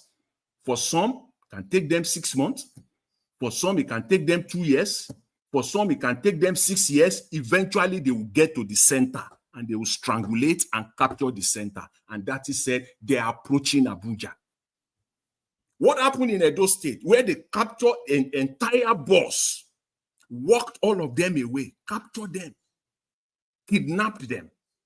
The same thing happened in those states. Mr. Evans, I know you are aware.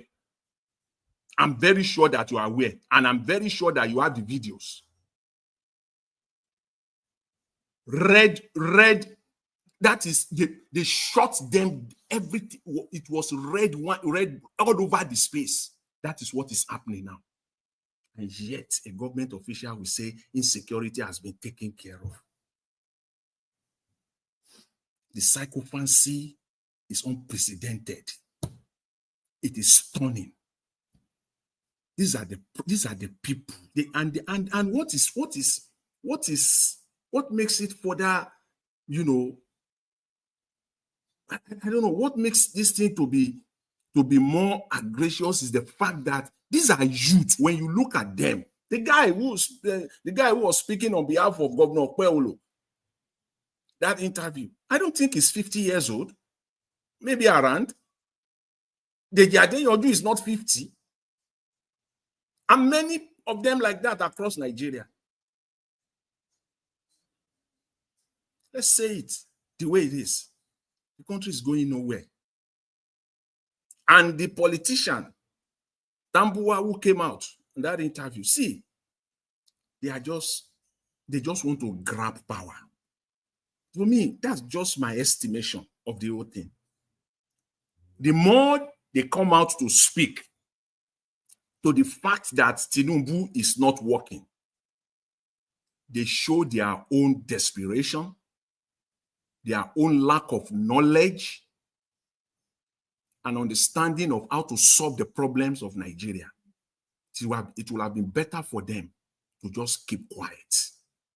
This one, Tambuwal, this one does not have, it will be Tinubu, great Pro Max if this one gets into power. Because for me, as a Nigerian, from 2023, 29th May of 20, this man is a senator. He came in as a senator on May 20, at about the first week of May, because they sworn them in, I think 2 weeks or 3 weeks before May 29. He's been there since May 2029. By my own estimate, accurate, I'm not guessing here, accurate estimate, this Senate that is part of has passed nothing less than 96 bills, has become law. They have passed 96 bills.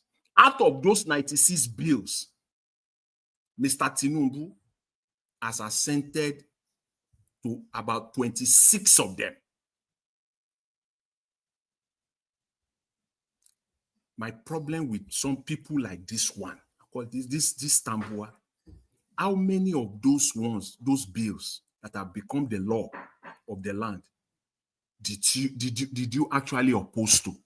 And if you did, where are your public position on it? You agreed to all of them. You supported all of them. So what's your problem with Tinubu now? Everything Tinubu has done, you have been part and parcel of it. If you are not, you have not come out.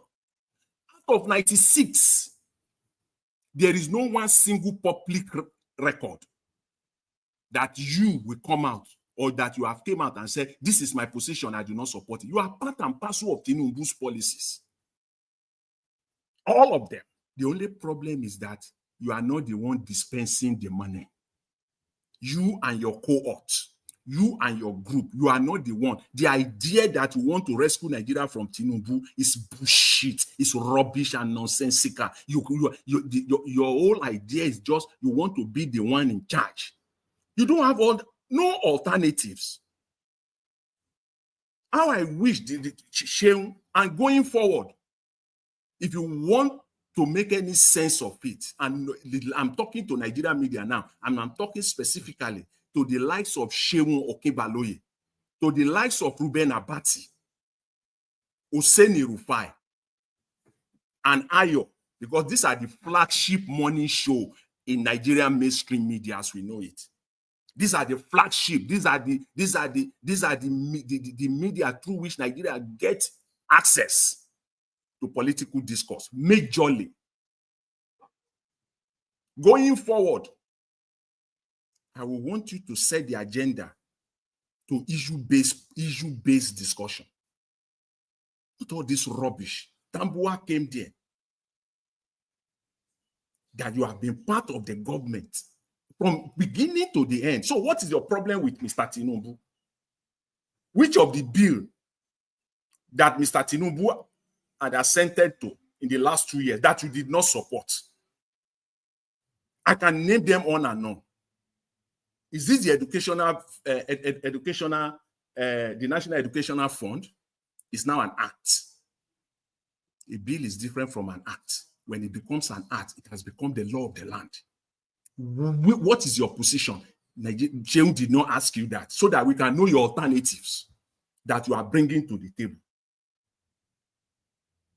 The local government autonomy, they didn't ask you, is the law of the land. Now, what is your position on it? What? Your alternative position on that? Mr. Tinubu tax bill.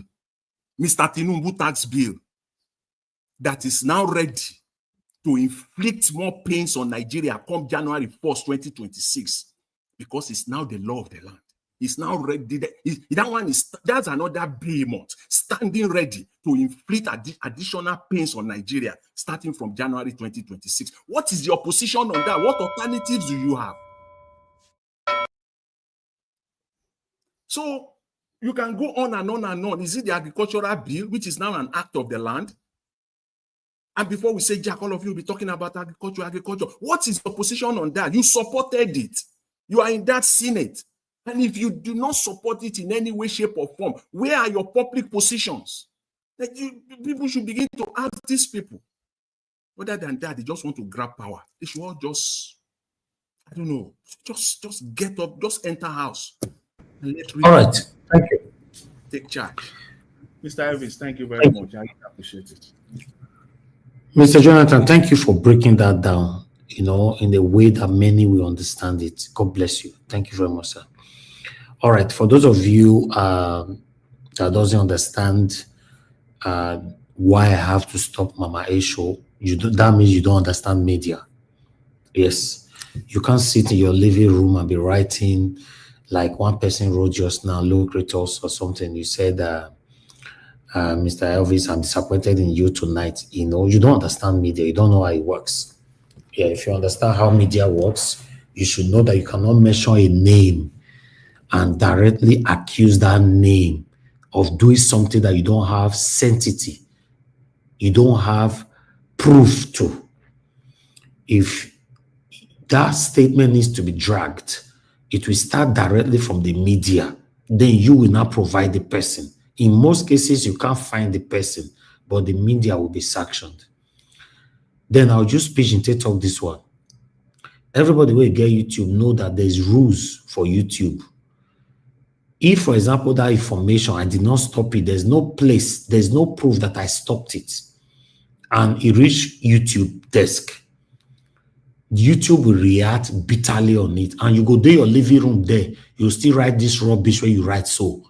Naija Wash, not my that guy. Because many of you are enemies. You don't understand how media works. You only just wash, but the internal pains, stress, rules, you don't understand it. Apart from I studied media in one of the best universities in the world, I understand it and I follow the ethics accordingly.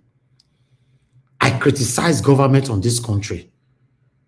I have never directly insulted one person in government directly.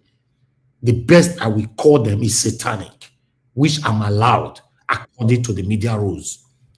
So don't come here to tell me what I know. When I asked Mama Esho to stop, she's supposed to stop. Remember, my stand in life is not about who is close to me or who is far away from me. My stand on my media or in my life is that I'm standing for what is right. And when you are giving information that is not right, I will stop you. I can't just come on air now and say, Tony Africa is a killer. Maybe because he have a friend that is a killer, for example. Is that right? Since some of us not get.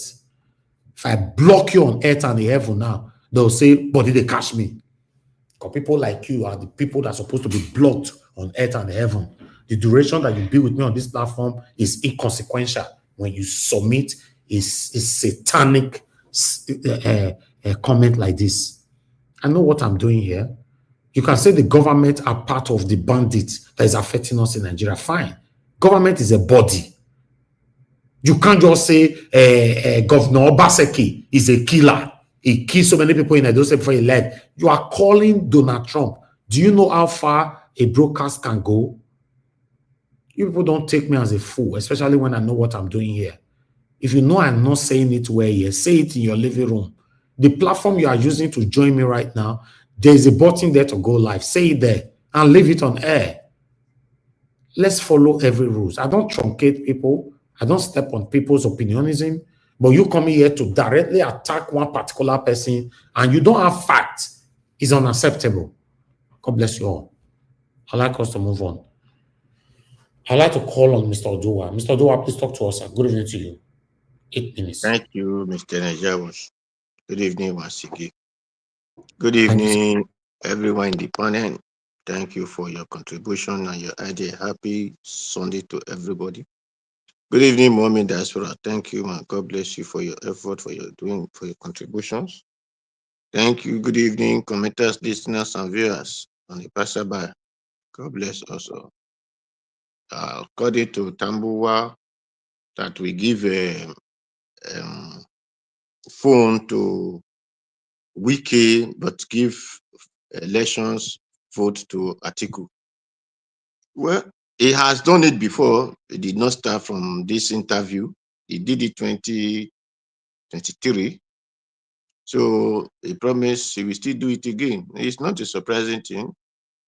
For me, I don't call him betrayer because he's the one who know Wiki and who know Atiku. Me, I don't know them. I always see them and I see Wiki as mad dog. I see Atiku with Obasanjo, as Obasanjo said, Atiku, the money he stole, if such person cannot become president of Nigeria. So that is how I look to them. Because Wike, who said people are so desperate, that is why they are going from party to party. And Wike desperation shows that he become automatic advisor to tell this one, you cannot contest here, you cannot contest there. So with all these people, I have nothing to regard them, to call them, or to upgrade them, because they have shown that they are not responsible, they are not they are not worthy. So they can support whoever they will to support within themselves. I will not tell you it is religion, or it is by ethnicity, or it is by this, by that. No. But they know what will favor them. Because in those who go to politics or go to government tell you that there is no permanent enemy and also no permanent friend, but they are just doing it hard to put food in their table.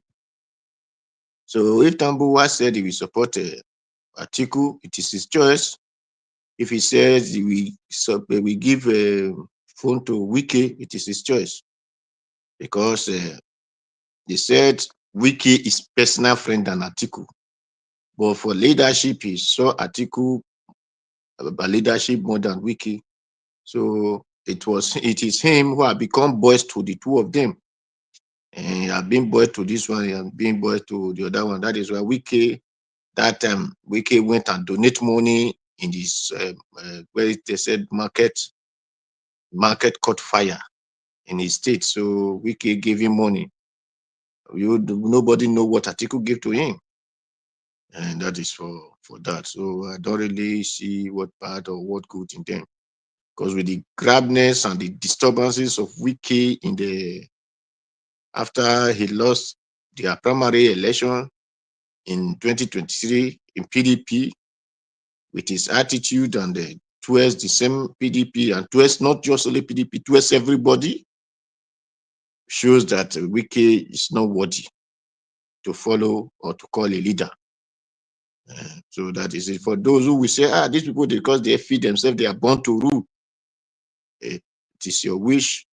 Well, why did they not support Wiki? It is your wish. But with the attitude of Wiki, will you support Wiki? I will ask you that question. With the attitude that Wiki, who become a governor in Rivers State, a Rivers State that he did not, it was not the time Rivers State was created. People have become a governor and they left the seat. Wiki, who used the man to say, if I'm a governor, after I left or after I will leave, nothing will concern the position anymore. Then the same Wiki now is not troubling the state, who did not allow the second governor after him, to which people call predecessor. They did not allow him to lead the state as a Rivers State governor. And he said PDP is malaria, while APC is cancer. He rather remain in PDP, which is malaria, than go to cancer. But today is joining cancer to fight the malaria. So if they ask you to support such person, will you do? So that is for that. For the Edo State, you see, it is not by Edo Center or Edo North, Edo East, or Edo South, or Edo West, or Edo Head, or Edo Down.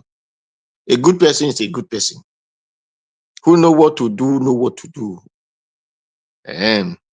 For them to say that PDP ate money, APC ate money. Of a truth, two of them, they are eating their Edo State money. Obaseki did not hand over vehicle to the to APC government or to the predecessor, because the day that they sworn Modu into office, Obaseki we are not to be found. We are nowhere to be found at all. So a person that we are not found, then that they didn't hand over. Or since APC have will have go into the office. At any time they said Obaseki came to not hand over anything to him, the answer is no. The only person we saw that was even hand over some document to the coming or the new governing body was the vice governor, which is Shaibu, Felix Shaibu. We are hand over what is his own position or possession to the next vice governor. So Obaseki, nobody says you say that Obaseki government hand over whether car or anything. When the APC's people said it was recovering, yes, it was recovering because we saw it when TAT, you people call TAT, which they call back Beu, or we don't call it Jaguda. We are the one going after those vehicles and make sure they recover them. So it shows, it's very clear. It was on YouTube, was on Facebook, was on there, where they were shouting double flag along with the governor. And so this thing is not a hidden something. So when they said they borrow money, yes, they are borrowing money. The two of them are using our name to borrow money because the contract which they said they do up to 70%. Mr. Najawas, that is the one who will, please go and check if the contract is up to 40%, not to talk of the 70% they said. Because they say it's up to 70% completed. That is the distance of Ipobahi, that. When they say development across the state, New Kakrani, I'm beginning to wonder what the development, how did the development look like? Or which of the area they put the development, or the development is in under the soil that people could not see it or are not seeing it? Because when they will just come out in the name of, they want to brag with bragging sake, or talk to fools or imbecile. The people of Edo are not fools, are not imbecile, or those who listen to their news center or aside center, they are not fools. They have eye, they can see. So for those who have been to the state, where did you people see the development or saw the development, if I may use the word? Because if development, at least that time I can say something. When they built Bendeburi, it was not a hidden something. When they built the Bermudia Stadium, it was not a hidden something. So when they build waterboard, it shows that development will coming. So when they build schools, Edo College, this thing, where they build markets, it shows that development. So this one that they are telling us, every development, every new Kakani, this, that, where are they putting those area? Where Brussels University at Epoma, it was not a hidden something. This thing and Auchi Poly and other schools in Irua, these things are public. Ewu Flower Bee, they were public. So they should be telling us when these journalist people, please, you people should be asking them. If they tell you every new company, tell them they should measure the name of those things that they have done and the area they put it, so that you can go there and verify. Peter Obi said, go and verify what I'm saying. So not just then you are saying, this one, share like this, Bendigo, no. Tell me this thing that you did. I want to go and see by myself the area, because every Edo state has the name of area. So when people say they do this thing, let us hear the name of the area and let us know that thing they did there. Even if it is a pipe of a borehole they put, there is not even borehole there, but they put pipe. Let us know that you put borehole pipe there, but there's no borehole. Let us go and see. Thank you, so, thank you, Mr. Odwan. So those are the things. that I will know. Not people just come because they like to speak English. We don't hear English. We hear Dobewahi. I don't understand their language. I have never understood not to talk of Olukumi. So they should tell us what we want to see, what is existing that will be benefiting the Edo people. Like when he was doing, when they were doing Ekpoma, the rough place in Ekpoma. Yeah, people were saying, well, I said, no, it was not Okpewulu, there is Federal Road, which Obaseki said, because a Federal Road. And really, it was signed by the federal government. Okpewulu said this federal, the president was the one. I said, yes, it is not the state governor that is doing it. Let us call a speed a speed. This is the work of the federal government. If they are doing it, yes, the federal government, yes, we cannot go on and be using it to praise the person who did not do it. And one thing, Mr. Eyawo and all those, please, I want to advise one question. Is Monday Okpewulu a senator or is a governor? Because I wonder you people calling me senator, governor. No, either it's a senator or it's a governor. It cannot be senator, governor. So, all right, that is the one correction I want us to know, that either it's a governor or it's a senator. Thank you, Mr. Najawash. Okay, Mr. Dua, thanks for your submission. A senator is always a senator, sir. So it's a title that they hold forever. A governor is always a governor, sir. Is a title they hold forever. So even though when it's off duty, he still hold it. That's why you see they say approach or address Mr. Peter Obi today as Governor Peter Obi, even though you know years ago he left office. So I think is he governor or ex-governor? How do they address it?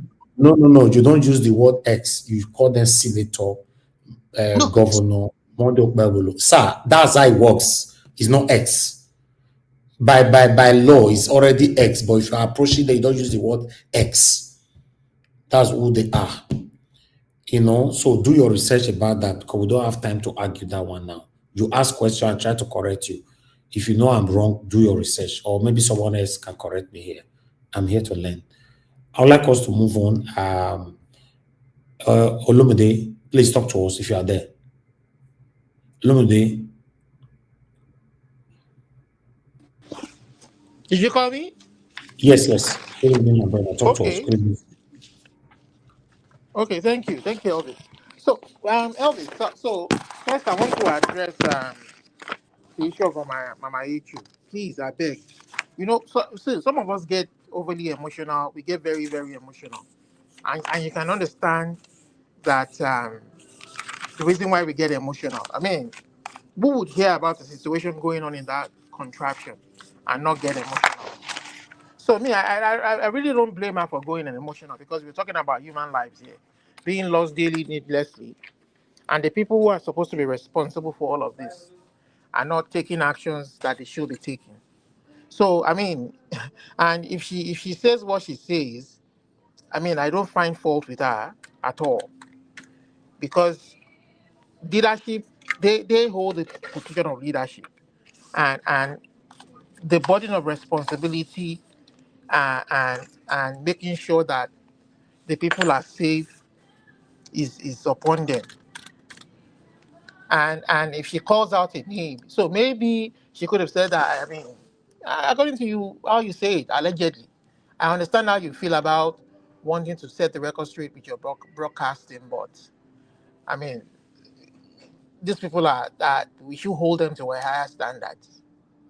And if somebody during his campaign says that he's going to bring insecurity, and is indeed promoting insecurity, so what else do you expect people to call him? There's proof all over. It's all over the internet during his campaign. He said he was going to promote insecurity, and people have died under his watch. So if they accuse him of being a killer, if they call the governor a killer, I mean, that is our own opinion. That is my own opinion. It may not be your opinion as a broadcaster, but I just felt that she was unfairly thrown out of the broadcast, and she's entitled to her own opinion. And then too. So again, I wanted to also say, I mean, I want to just support Sister Rita, what she said about, I mean, I understand how Sister Rita feels about supporters. A lot of, Nigerians every nook and cranny need enlightenment on how to be a good supporter, how to be a good follower, so that we don't encourage any wrong action or continue to encourage bad behavior. But the way things are right now, the burden of making sure things are right, the highest burden lie upon the leadership. And without the leadership, we can never get it right. Because the leadership hold the political power, they hold the instrumentality of enforcement through the law enforcement agencies, through the various institutions in the country. And if those institutions don't do the right thing through the leadership, you will continue to grow followership that is not just mediocre, but followership that offers nobody any hope that we'll have a better tomorrow in that country. So as far as it is leadership that should get it right. Because for the 2023 election, I will always use that as an example. The people dusted their PVC. They were ready to vote who they wanted to vote. At the end of the day, it was beyond on leadership to making sure that it counted. You understand? See, there's no place where there's no utopia anywhere where things are 100%, even in the US or the UK or Europe where elections are held. There will always be infractions, but the infractions are negligible, they are minute. Over time, we can always get it right. We can never get it right in one swoop. But when you continue to allow illegality to thrive, when you continue to allow brigandage, stealing of the people's mandate to thrive, there's no beginning. When you have not started anything, you have not even begun the road to El Dorado. You have not begun the road. The road to El Dorado, the road to getting things right begins with taking the right steps. And we have never begun to do that right from the very beginning. We are still following the wrong step, following the wrong path. We will never get. That's why we are just moving in circles, motion in circles. We are not moving anywhere.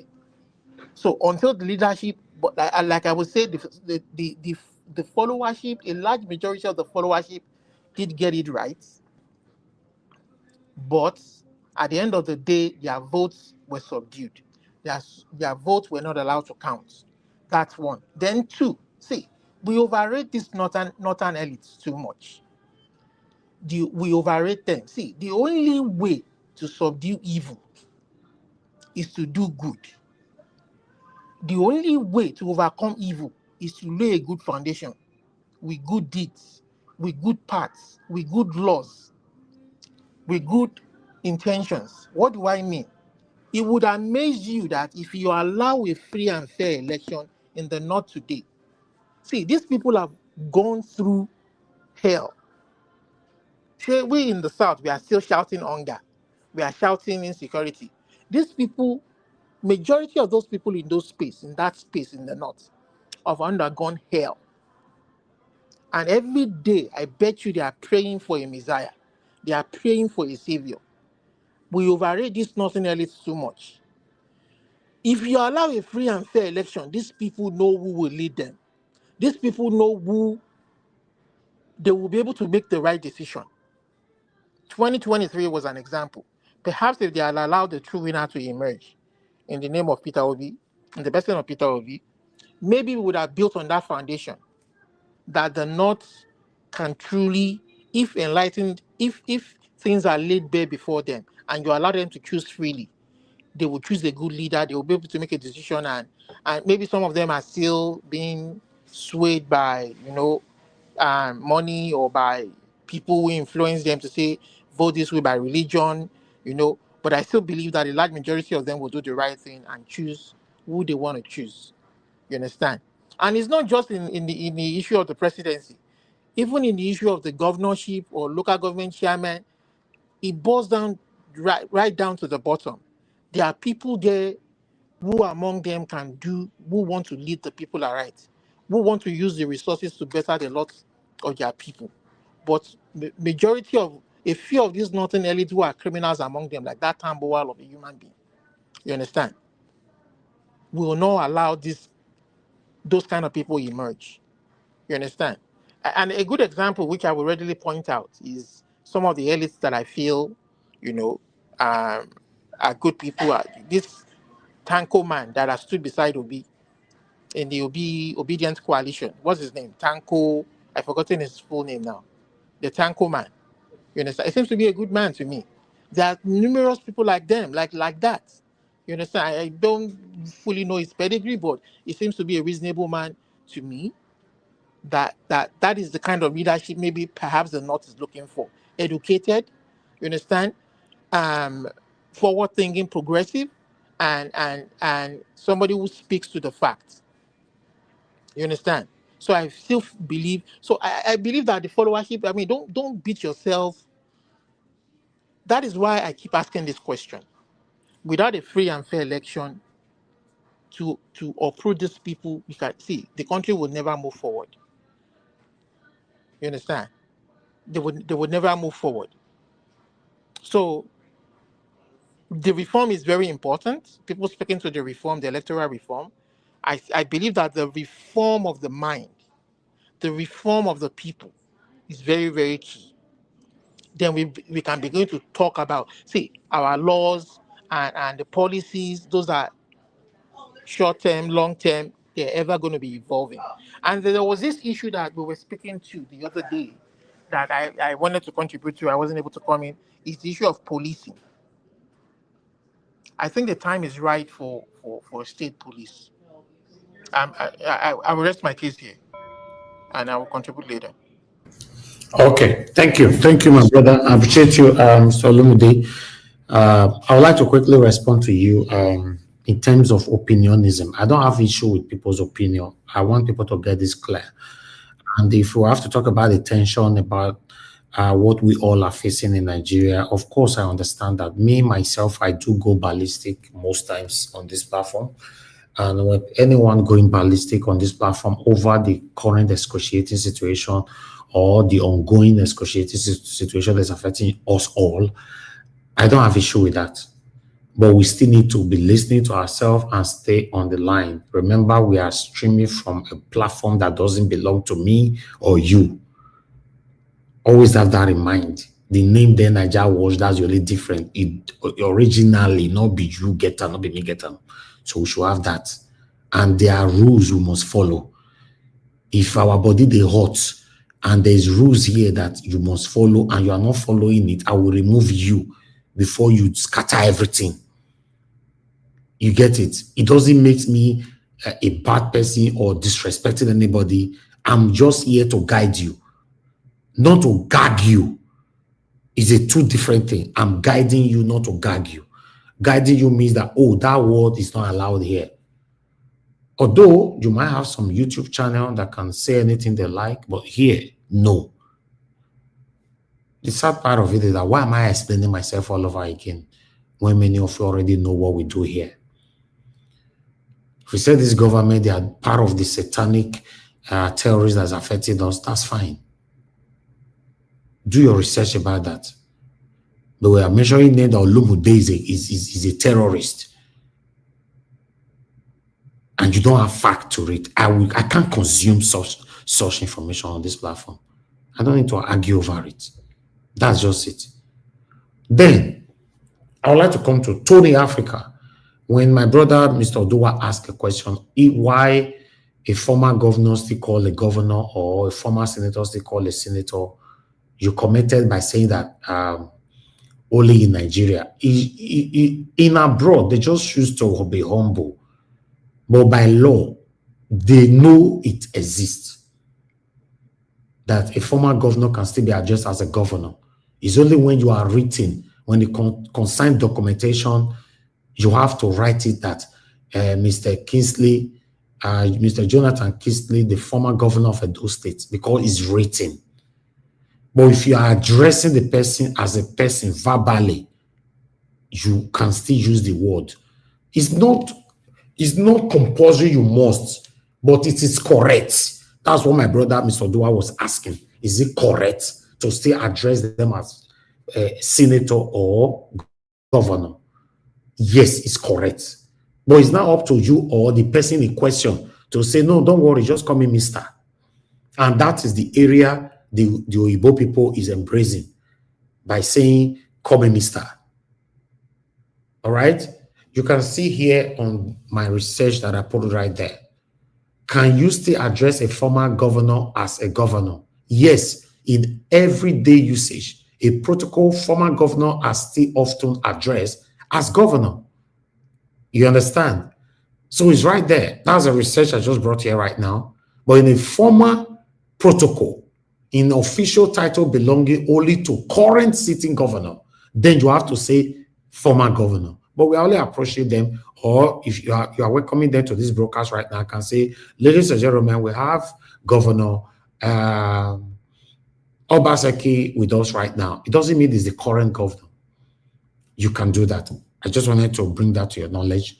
Do your own research though, because we have satanic people that will disagree with you for no reason. They don't know, they don't want to learn, but they just want to disagree with you because they don't like you. Like that satanic look at us just now. Thank God that you say I should block you. Then I've already blocked you on earth and in heaven. Simple. You left this platform, nobody will notice you left. People who comment once in 78 years, and you only comment when it concerns criticism. You are not my friend. You are not in support of my progress. You are not in support of the moving forward of this platform. Because you comment once in 78 years, and that comment will come in negativism. I can't welcome people like you, and I cannot embrace people like you. Thank you. I'd like us to move on to the last person on the panel, which is Black Panther. Black Panther, thanks for joining us. Good evening to you, sir. Talk to us. My brother, in the hot to. I'm not even make you come out today. Am I off before? I don't, you know what I tell you now. I tell you, say, when it hot, make you try to cool down small, make you leave and make it go. So that you go add that up on Monday. But you know they agree here, your body said they move. That means your body they hot. I tell you they wear hand gloves. This is what we all have to learn how to control it. Because they want us to be. Maybe people protect me because not be me cause the problem with that is where I'm going to. Every one of us must learn how to guide our heart, to guide our emotion, you know, in a way that we don't go beyond the limit. It is beyond the limit. That is when you are being called back to restate your statement again, and that is done all over the place. Even in the local media, they do it. It's something that they will ask you: can you defend in the court of law? Can you defend what you just said, or you retrieve your statement back? So it's all over. So we should not just we know it's emotional, but we should as much as possible to not to cross the boundary. You know, control it, then rephrase it in such a manner that people will understand what you're saying. So not bad, not too bad. It's like that. I want to thank everybody in Nigeria Watch, everybody on the media on the set today. Madam Rita just gone. I wanted her to be here, but she just escaped me because I love when she's around, because sometimes I love her to be there, because I said one thing. I said, Madam Rita, me and you are going to have what we call family network on Nigeria Watch, because you are on that side, I'm on this side, and we're going to be a very good team, because I know, and I know. So a good round of applause to you for your submission, and to every other person that have come out here. May God bless every one of us. Let's keep on speaking, but let's also correct some people, because some people don't believe that everybody needs education. But before I go further, I'd like to thank Mommy in diaspora. May God bless you, Mommy, and everyone out there that have been listening. May God bless every one of you. Now, I want to state here. You see, some of us need, every one of us, let me put it that way, every one of us need to put ourselves on the chair and be educated. Because anybody that doesn't take in education is assumed that that person is dead, to me. Because every day of our life, we find new things, we educate ourselves on it, we upgrade ourselves. So when they are trying to upgrade you, you should be calm and learn so that it doesn't repeat itself again. Because if you don't learn it, you repeat the same mistake. That means you are found wanting in learning. That is it. So to our brother out there, like woman, I would like to address that issue. You see, the issue of addressing a senator and a governor is all over the world. It's not there. It's a standard all over the world. Not all this one at the top say, hey, you don't need to address them because they be Satan and lie. They don't carry that cap for head. That is their cross. On the governor aspect, you can say former governor, or you can say if you want to be, humble, you just want to be a gentleman, like a gentleman with former governor is still go okay. But the case of a senator will be addressed as a senator, not former senator. Senator this. Black Panther, since you give me just some few seconds, let me address so that you don't need to flood. Okay, thank you. Let me give you example. United States of America. Governor Bush, the Bush Jr., not the father, was the former governor of the state of Texas. Yeah. And then he became president. Nobody was addressing him as governor anymore. Yes, now anymore. As president. President. So I think I want to tend to align with Mr. Odua. Okpaolo is no longer a senator. By virtue of his position now, he's a governor. You will address him as a governor now. Yes, you are right. Nobody addressed George W. Bush as Governor Bush. Yes, you are right. That's what I say. Which of the two positions is more elated? That you are right. You are right. You are right. On that aspect, you are right. Because the higher promotion you get, that is what they should use in addressing you. So, but on the other part, some people might not get the understanding the way we have it, but still they are not wrong when they even address him as senator. Maybe they've forgotten that he's a governor, or maybe that's the level of their own learning. That is why I said we almost put ourselves down to learn. So your observation is correct. And I want to go to what Nigerian Watch is saying fully on. I think the topic is on send Tinubu out of office. Before I go, I would like to address the issue of gangsterism in our politicking. You see, I want all of us not to focus 100% on that, because we know that this thing will happen. Now, what we should be saying is that the opposition, they know that this thing will happen. Why are they looking for our sympathy? Why are they looking for our sympathy? When they know they got to, that's why I told you all that we need to pull our suit and throw it aside. What you are going after now, they are going to come with full force. That is the wisdom behind what I'm saying. You have to throw away what you are wearing and give them what they want. Because if you don't give them what they want, they will oppress you, and they will oppress you will go down. Like what happened when during the 70s, during the 80s, it was not 80s yet too. They did it in 70, they did it in 60. The Oyo State, the election in the West. They gave them, the opposition was bumper to bumper. You bring down my place, I bring down your place. But after that, you think what will happen? They will stop the election. Simple. You have to make the opposition know that you are ready for this thing. Not telling us, oh, they break my television, they break my radio. Who did they tell? And you wanted that one. You know if you tell me that one now, because you know that they will come like this, and if you don't do anything to do the counter stuff, you will get the same result you got last year. So let none of them to come to me and tell me that, oh, they break my car. That's your business. If you cannot protect yourself, the rules of engagement is if somebody engage you, you engage the person. That's the rules of engagement. I don't know what they are doing. They think if you are engaging people who are engaging you, it's a crime, or they will look you like you yourself you are a gangster. No. The rules of engagement. If you go to the court of law now, somebody strike you with a stick, you have the right to strike back. You have the right. So you will not be taking that because you're striking back. No, you have the right to strike back. So when they come out to tell us that, oh, they destroyed it, let them destroy your house, simple. Because your sense you have not gotten the realization that you are going for a serious issue. You think it's by talking that you get it. It's not by talking. There are two ways to get it.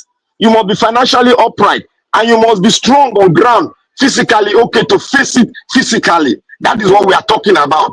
On the financial part of it, you have an upper hand because majority of people in diaspora, they are with you guys, and on the ground they are with you guys. So what do? You plan the man-to-man issue on ground. So let nobody come out here to tell us you are being stupid. You don't need to be in the politics. Get out of there. I'm saying this now so that you can learn, so that you can hear. Because if Black Panther divert now, they try to tell them, say something worry you. Now be one me I can't fight for you. You don't know what they go on. So when I go bang, somehow they attack our people. Who are not vessel because at the talk here, the rules of engagement is if they give you, you give them. Don't come and cry that they destroy your house. Don't cry that cry. Because that is the only thing this man in power knows. He doesn't know anything. If the rules of money and physical approach, that is all he knows. All his life. If when the day they born and so he grow up for Lagos, so now fire for fire till he enter drug. So you should know that. And you know what the mentality of a drug person is. So on that part, they should know. Now, you see on the northern part, that is why I sometimes I marry the idea of the northern people who that come from the north. They give you head for head, pound for pound, money for money. The west, our side for the west, until they cut our ear before we go come in. That is our problem. But the west have upper hand, but I don't know why they are nose diving. But the south side now talk those are not there like for people. All those people they are baby fish. Anything that happen to them, let it happen to them. It has happened to Edo State. Let us bear it. Let us stop complaining. Edo State, hey, Port Harcourt, this so your face, not be still help for us our state with that. If not be Obaseki, we will not go that route. Many of these Edo State will not go that route. But Port Harcourt, they choke you bumper to bumper. All of you sit down for inside house. They do election. None of you come out. Go disgwangwa there for that place. Now sit down. When they don't bring and say we can do this, we can do that. That's a rubbish talk. Let them leave us and enter house. All this now enter house. Let it happen. Let it happen. Have you not learned from Edo State enough? Let it happen to them. I told you that people, all these Rivers people, I know them very well. Most of them, all of them in Rivers, they get price tag. All of them, I play politics there. To Okrika level, to the Okrika interland, I played politics there. I play politics there. They all have a price. All of them, nobody exceptional. All of them have a price. That is 99% of them have a price tag on them. This one is not I say. If you want to test it, you send somebody there and do it. You will see that what I said is true.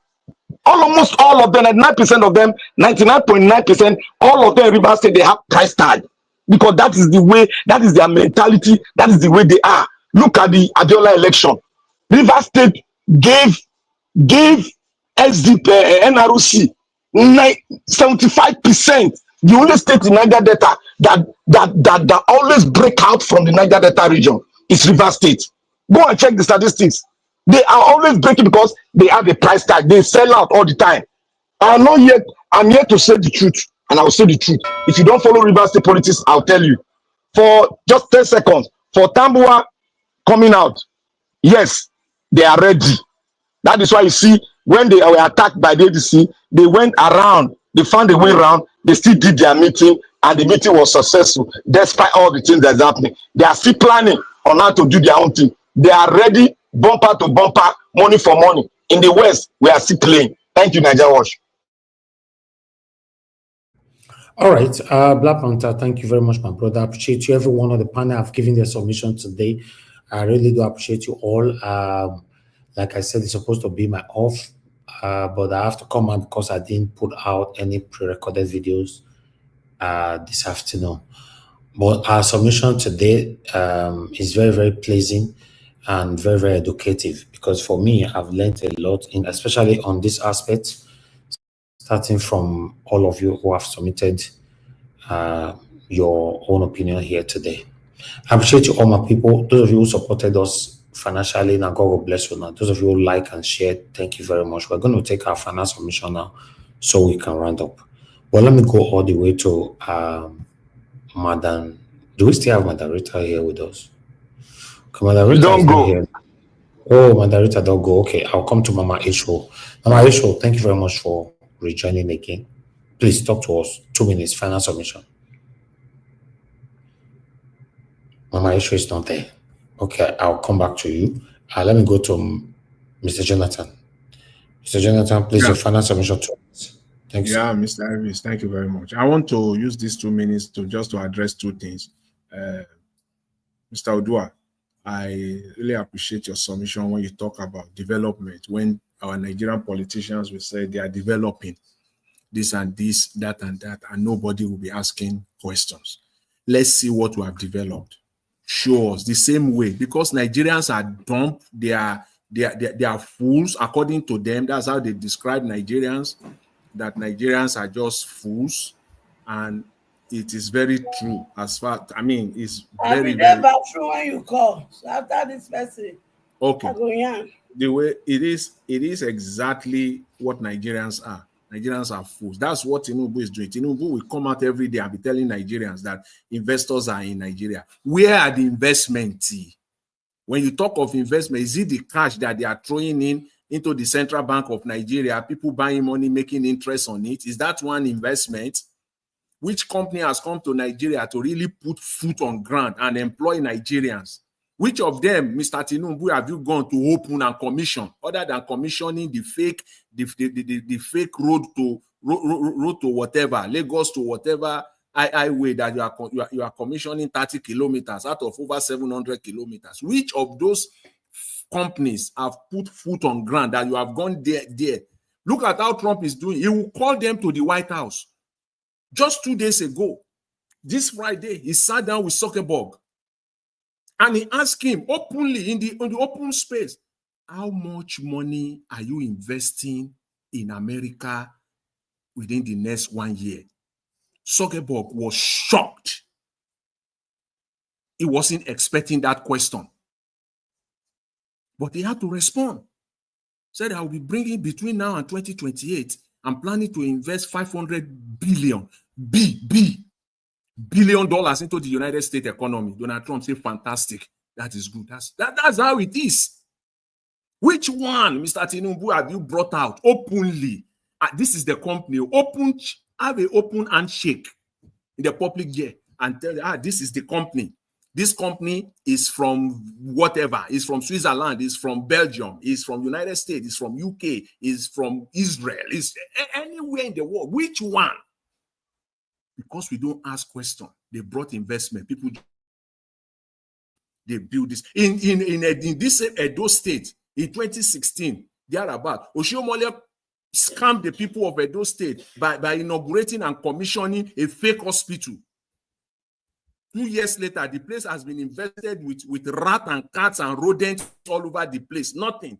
Nobody asked question. Where is that Benin City Hospital? He even call it ultramodern. I don't know the name he gave it that time. Nobody is asking question. That's a problem in Nigeria. We're going nowhere.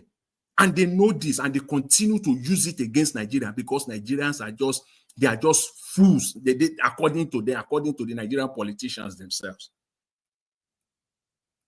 The one came in 2016. He said the hospital has been equipped with latest technology in healthcare delivery. Where is that hospital today? Where are the equipment? I know on this platform, the anchor we always said that they are not probing each other. Where was the probe on Oshiomhole for 8 years on that scam? If that one was not a scam, you will come and tell me what scam is. Come and define and tell us and explain to us what is scam. If that one is not Yahoo 419, you will come and explain to us here what Yahoo 419 and scam, what they are. We are developing. Where are the development? Where are those projects? You don't have media. Go out there with your camera, investigate, and come out and report to Nigeria. These people will be scared and they will stop scamming Nigerians. Mr. Elvis, I'll leave it there for now. Thank you very much. I appreciate it. Okay. Mr. Jonathan, thank you, sir. God bless you. Thanks for your time with us today. Mama Isho, please, your 2 minutes, ma'am. Mama Isho, you still not there. I did. Go ahead now, 2 minutes. Canada court declared PDP and APC as a terrorist organization. And up to today, they've not been able to clear that. And that makes me to know that every one of them that are in APC and PDP, they are terrorists. And I'm not withdrawing that statement. And I'm beginning to wonder if in Nigeria and I declare them, therefore don't arrest the people. Therefore don't say they commit treason. But up to today, Nigeria government have not proven they're wrong. And every activity that is happening in the area of insecurity is a confirmation of what Canada said.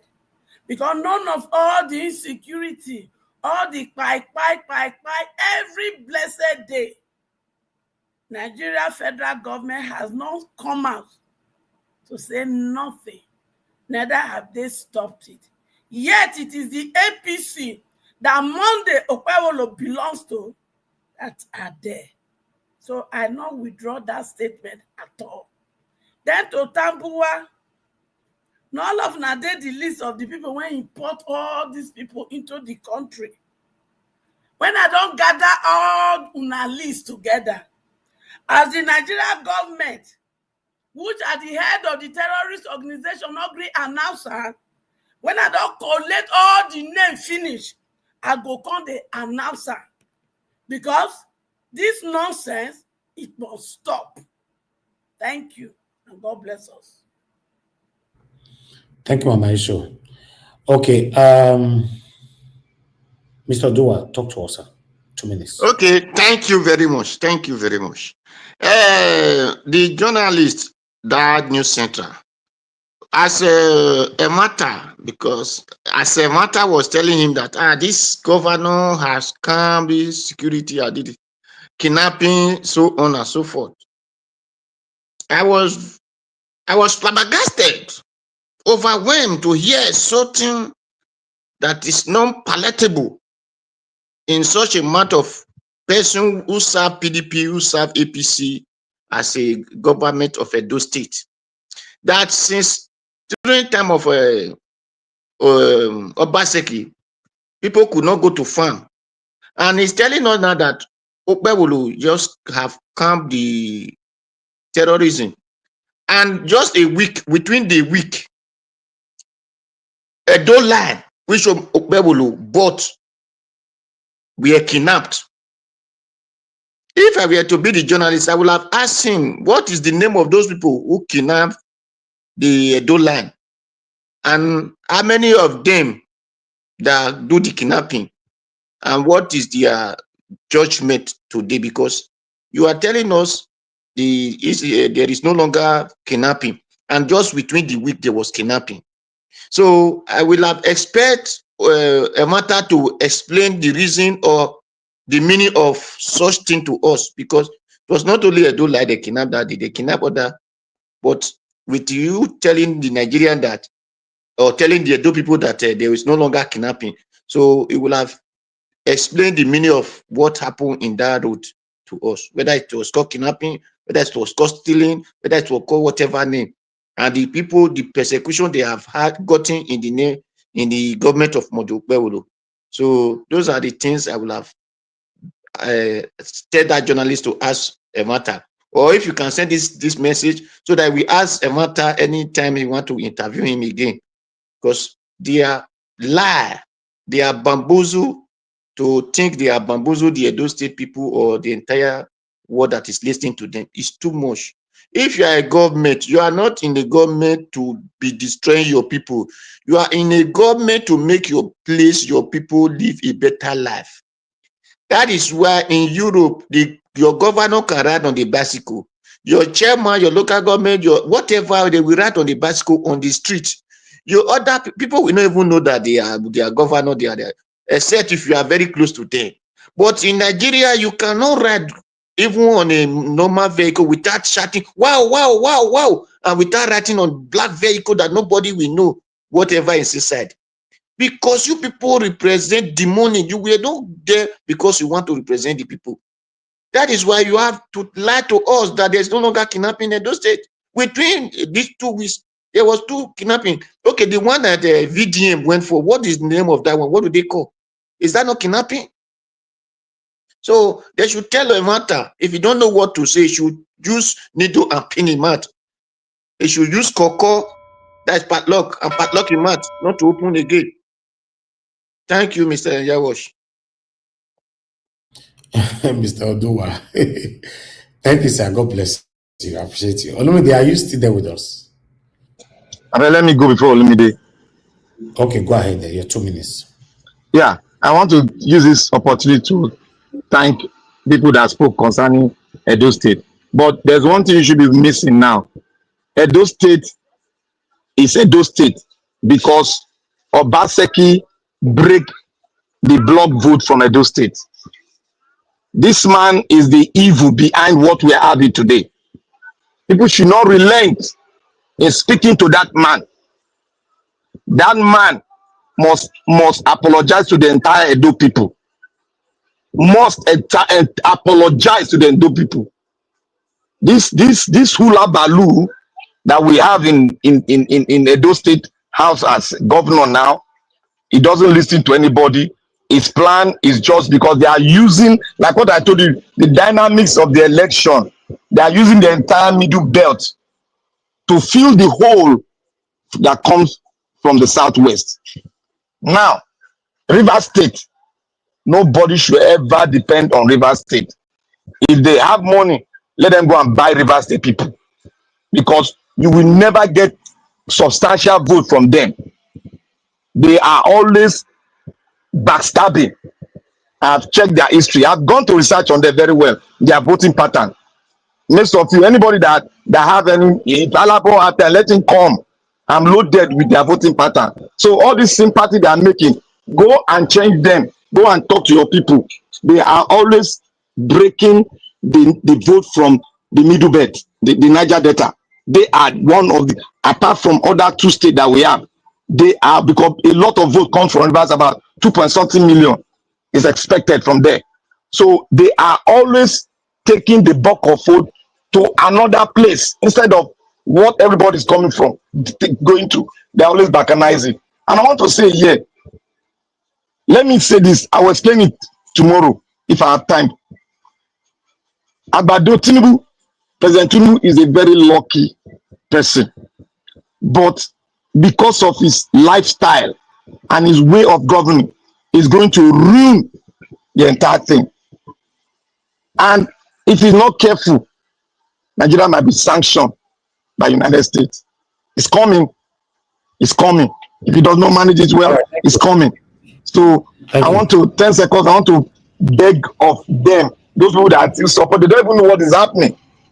Nigeria is on the, if Tinubu plays card very well, Nigeria going to control the entire economy of the entire African state. It is there, the card has been played. Thank you. All right. Thank you very much, my brother. Black Panther, thanks for coming in. Okay, let me appreciate every one of you for coming in today. Thank you, Mr. Jonathan, for coming in. Thank you, Mr. Oduwa, for coming in. Thank you, Olumide, for coming in. Mama Esho, thanks for coming in. Thank Black Panther for coming in. Mother Rita, thanks for coming in. I appreciate every one of you, my people. Thanks for your submissions. Thank you very much for those of you that called in, Mother Deborah, and many others. Thank you very much. I appreciate you all. And those of you that supported the channel today, Kingsley Ogera, he wants more. Seven Girl Mede wants more. Mother Stella Iman Sevedo wants more. Now God, I will bless all my people. I'm very, very grateful. And my people on the comment section, Mother of Mommy Diaspora, thank you very much, Mommy. I appreciate you always. Thanks for all that you do for us. Thank you. Abu Azi, and thanks for coming in. Yes, it's supposed to be our off day, but we are here. But we are done now. Thank you. I appreciate you. Debsy, thank you very much. I appreciate you. Chooks, thank you. Tony Africa, thank you, everyone right there. And thank you, Madam Amen Bright. Thank you, Madam Peggy Modi. Thank you, everyone else, Victor, and many, many more. My people, I would like to quickly say this before we round up. The situation of our country is affecting us. As you all know, I'm here. So I don't really need anybody to tell me what is happening in Nigeria because I'm seeing it by myself. I feel it by myself. Since I came back to Nigeria, it's becoming like, God, what will be this all over again? The whole thing you'll be as it gets. Whether you like it or not, 1 week don't complete. Now I don't take on Nigeria. That is it. So nothing is working. Enjoy the food now. You enjoy the food. The food, yes, of course. I'm enjoying my country. I love my country. That's why I'm here. But in terms of governance, it's not working. That's the thing. I love my country. I've said this so many times. I prefer Nigeria than any countries in the world. It's the best country ever. The only thing that failed you and I is the government. And that's why we are working on it to see how this can work. Naija Wash. See, most Nigerians don't know what we have. As it is now, I want Oga Jonathan, please go and investigate the geopolitics that is happening now. If Nigeria miss it, we are doomed. We can become, Nigeria is about to control the entire energy sector in Africa. As I'm talking, I go investigate it. It's drawn already. Thank you. Mr. Elvis, you always say on this platform that you didn't support Mr. Tinubu because he's satanic and all the rest of it. But if he start doing the right thing today, of course, you will start to support. And I now tend to agree with you because as much as I dislike the personality of Donald Trump and his policies, but what he's doing right now, I must tell you, I'm supporting him because he's doing the right thing. You see? For me, as far as I'm concerned, he's doing the right thing, both locally and internationally. He's doing the right thing. Everybody have his own faults. He's not perfect, but I think he's doing the right thing. So I have no other option. He's doing the right thing for the rich people now. Not only just for the, but no. I don't want to go in arguments for that part. Please. See. Any angle where you looked at it internationally, see. Who has the boldness in this present dispensation that we are in right now internationally, the boldness to say that ongoing war in Gaza. Okay, let's go. Thank you. He's losing it too. Thank you. He's losing it. Thank you. Oh, let's go. Before I start a new conversation. Anyway. On that area, Mr. Jonathan. Yeah. Yes, I said it and I will say it again. That whoever ring himself into power, which I don't support ringing, but for any reason the person has started doing the right thing, according to my statement then, I said 98% of Nigerians that are complaining today will start singing his praises. But unfortunately, we are not lucky to have that. They are even doing worse. Tinubu government is the worst ever, that I believe I have experienced in my own time. So, it's not doing the right thing. So, if Donald Trump is doing the right thing for with America, that's good. But if they pepper our eye, you not do anything right. Mr. Elvis, just 10 seconds. See, today I will say this in the public space. If today, the example I gave in my last submission, if today Mr. Tinubu has the guts to call all Nigerians billionaires to Aso Rock and openly, not inside, openly tell them, asking them one by one, how much money and how many people are you employing before 2027 in Nigeria? I want it to be on record. Because the money, how you became billionaire and millionaires, it is through the policies and support of the government of Nigeria. So you cannot leave us. Tell us how much billions you are bringing on and how many people you will employ. I will support him 100% because he will not, Mr. Tinubu will not be going all over the world begging for money. Let them come out. Let them bring all this money back home. Okay, thank you. Why will I I not like that. support him on that one? Hopefully, he no go do am, Oga Jonathan. So it be like say you dey dream. He no go do am. Sorry. Just if you don't dream, just wake up, sir, go and drink your coffee and sleep. You not go do am. Naija watch. Naija watch. Yes. Naija watch. I think you go start to get sections, section by section on your channel now. It's not only Nigerian politics. Our people need to understand what is going on around the geopolitics that is going to affect us in the future. Because we cannot just be we not just follow one road. There are so many roads we need to look into. It's going to affect our life, our future, and the generation if we don't dig into it. All right. Mr. Elvis, okay, no problem. Mr. Elvis, I support Mr. Black Panther on this one, and I hope that you can take a look at it. If you want to be having section by section on your platform, then you are. How are we going to have the section by section?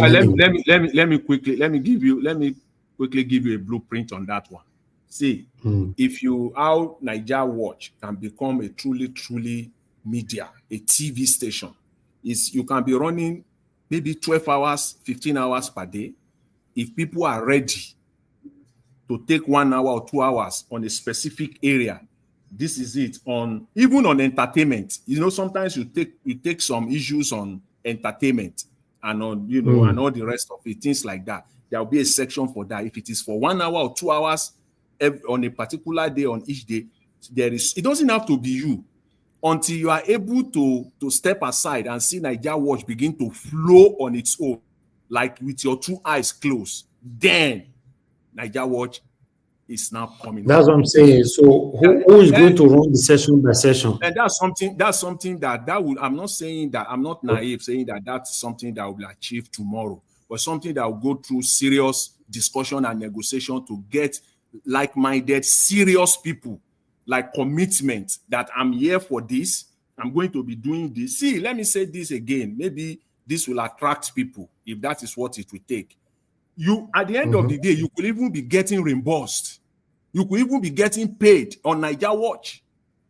If somebody comes in and says, okay, I'm going to be taking this one on, you follow the rules of the media. I understand what you mean. It's just like we're rounding up now. Somebody else is starting by 11 yes, p.m. Exactly. And the topic, and you will make it will be street. Your area, you are not coming in. Your area is this one.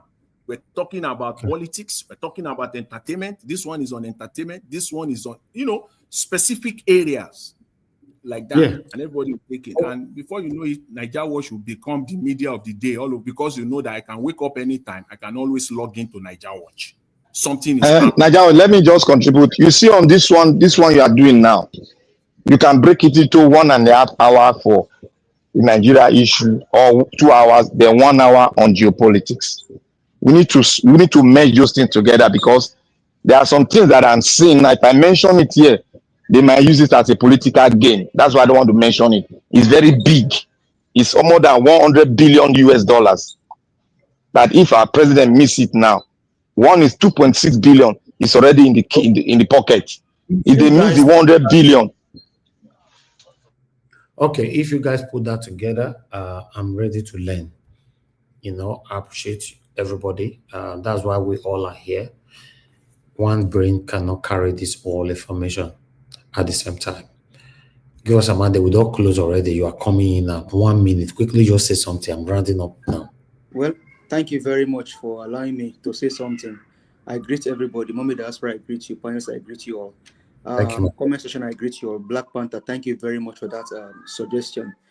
Well, I know, say, now 1 minute you give me, but have you still, maybe, I know still safe. Have you used one than maybe 2 or 3 minutes about. I know that before now, you have somebody that used to anchor the program, and then something happened left, and then we have our lady, Kashi, I'm not sure what's going on with her. Then there was the issue of Diaspora Media Network, right? We talked about. Now, I thank God that this came up. I said yes some months ago, some weeks ago, that Arise TV, Channels TV now follow after you. If you want probably to think and look into that, we said that, yeah. Now, Madam Rita said some things ago, I think last week, that people like Shenwo Kimbaloye, there are things they will not say on Channels TV. There are things that Rufai will not see on Arise. But on their own social media handle and their platform, they're able to go deeper into those things because why? Nobody's gagging them. Now, one thing is, I think maybe you now need to take like minds, maybe just pick Black Panther's brain behind the stage and ask him some question, and then let him just download to you. And then maybe you can also pick Mr. Jonathan's brain on that. The reason, if you always play a video before you start the program, right?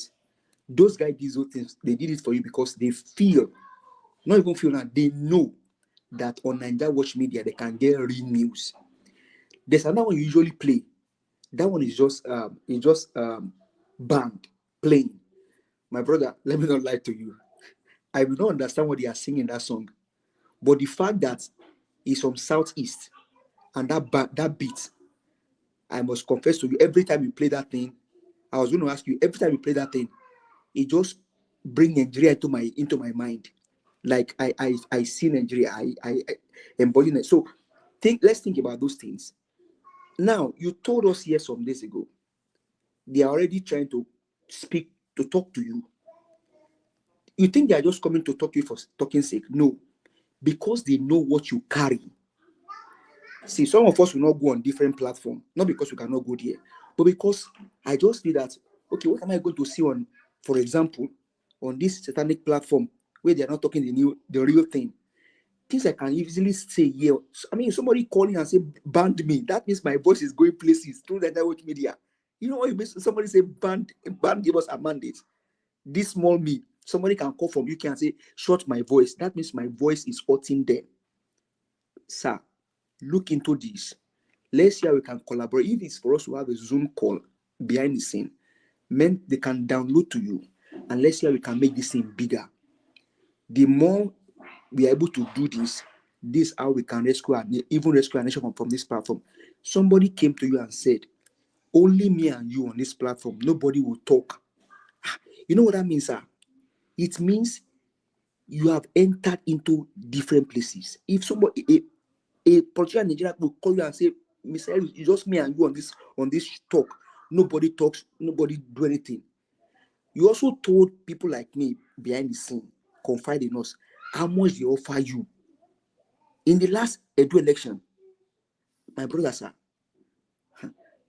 you may not understand what you are doing today, but I will always tell you, you will look back some 20 years' time and see. So these big houses, they don't just start all of a sudden. It is little by little. If it is 2 sessions per day, we can do it. Maybe first session will carry 2 hours, and second session 2 hours. The first session will be politics, and the second session will be economics. And the economics, Mr. Jonathan can come and maybe he can come speak. We can now have somebody as the moderator, and let's interview him. Okay, on Nigerian economics, Mr. Jonathan, what do you think? Maybe that can also begin to. Maybe we can. Then yesterday's event, maybe weekend can now be family and money matter affair. Family and money matter affair in marriages. You also have 2 sections. The first section will be marriage, solely marriage. Second section, money matter in family. That's how I think we can do it. And then, thank you, sir. Let me add to your stuff. You know why I'm saying this now? Nigeria Watch is going further, and for us to put their eye, not to put on red flag on us all the time, we need to diversify. And when it comes to politics time, you still break it into 2 sections too, so that the diversity will make people come in different sections of argument and discussion. So we need to do that to avoid too much red flag or all this stuff coming from different angles. Anyway, I appreciate every one of you for your suggestion. It's a good one. We'll take it further. But Mr. Elvis, let me ask you this. After Mr. Lefties left, I know Mr. Lefties used to be here before, and then we have Kashi. Are you trying to bring in somebody on platform to take over how? Because I'm not sure if you're working on that, sir. No, I've never ever worked on it since that time. The reason is because of, it's a very serious reason. That's why. Okay. Yeah. There's a lot of people that want to come in to do this with me, but I don't want to give room yet because there's something we're putting together. That's why. Okay. Let me maybe Black Panther is trying to prophesy. I mean, just do your thing, and we will just be here to always support and always be here to give our advice. But thank you very much, sir. Thank you so much. Thank you, my brother. I appreciate you. But there will be the change after all we are putting together is sorted. We'll start seeing the different new faces, but for now, not yet. Thank you, everyone. The suggestions are very solid. We'll look into it and discuss it privately. You know, these satanic people, they all carry jota and pen and they write them down. Satanic people. Satanic Tinubu people. Satanic. You said you define trouble. Let's see your trouble where you define, beg. No, they're always here. They look us. They're always everywhere. If you start the diversity, they will appreciate them. I'm telling the fact, they will appreciate it. To be honest, me and not they appreciate me because they're not good. They know you're good. They forget their appreciation. But you know, say among us, we always have the evil. Among us, the evil must exist. So we must be able to live with them. Just talk about what will be beneficial to the people, not whether they appreciate who send the appreciation, who cares about the appreciation. I don't care about that. You know, they are not good, That's the only way you can define them. You know, so that's it. See what happened in Lagos. Was it yesterday? A video for yesterday with GRV. I'm not sure if you guys saw that video. How they attacked him. Okay, yes. Badebo. Yeah. Yes, no, I saw it. No, it's crazy. Make Badebo enter house. Okay. We don't. All of them make them enter house. Not be to go to spoon feed them every day. Make them go carry their shokoto and chat. Fight, not be to the talk English. This is Nigerian politics, not be sit down for one place they talk. Let him fight. Why the way you ought to approach Badebo now? Why they approach Peter Obi like that if you are not biased? Peter Obi pepper see they come now. They come small. You they say one. You know pepper see now. No come small. Come entirely. I don't understand. See. Why they address Peter Obi like that? See, the reason why I talk and be say, we don't talk one thing say, and Peter Obi now talk that slogan. And they go according to that slogan. And I tell people, say, they use people word. What Peter Obi and Badebo is doing, what's the difference? What's the difference from what Peter Obi and Badebo is doing? Is it not the same thing? You cannot justify it. See, you cannot allow somebody to carry or jagba, enter your compound, begin break your papa house. You go sit down, they talk for radio. They not break Peter Obi's brother house. Now they break brother house, but he don't get sense now. We supposed to learn from that one. What I'm trying to say is that Badebo is a young person. He's building up. He's supposed to don't learn from Peter Obi. Badebo alone, my submission don't make any sense. See, my submission will make sense when the time don't read. Don't worry. Your submission is selective, and I don't like that. Okay, you go see, it's not selective. I'm still coming for everyone because there's a time for rain to fall. There's a time for seed to grow. So I'll come for everyone. See, we can't continue like this now. See, I was in a discussion in church today, and what I say is that what I tell them is that until we take the China approach, just use one of them as an example of China approach. The remaining will run out. I bet you. Use one key figure. Maybe, for example, the man in River State. Use him as an example of China. The others will learn. They will sit down tight. Not even they want to take China approach. Not the government will still take them. Are they ready to take it? No. If we get with someone like Peter Obi, or we get what will they talk? It's whether Peter Obi or not Peter Obi. Now still government will take them now. Okay, Nigeria was you, for example, now they do that meeting for where for take land for Lagos State. Is he trying to tell us that he no get boys or security down? Where go counter that thing? What did they do? They touch all the cars where come there. All the cars where come there. more than 40 cars. It doesn't work like that. No, wait now, Mr. Jonathan, wait. Now, Badebo, you dey talk. Yes, now. Why are you not selective? Where they go? I'm not selective now. Hold on. Where they beat Peter Obi and the brother for his side, and they don't start to beat for his side. Then wait till you talk for this platform. We don't learn our lesson, and then at the talk, calm down. What the same lesson you say you learned 2023 where they beat I did go that route again. I bet stop being selective over your submission. See. Niger Wash, always forget the past. Learn from the past and forget that.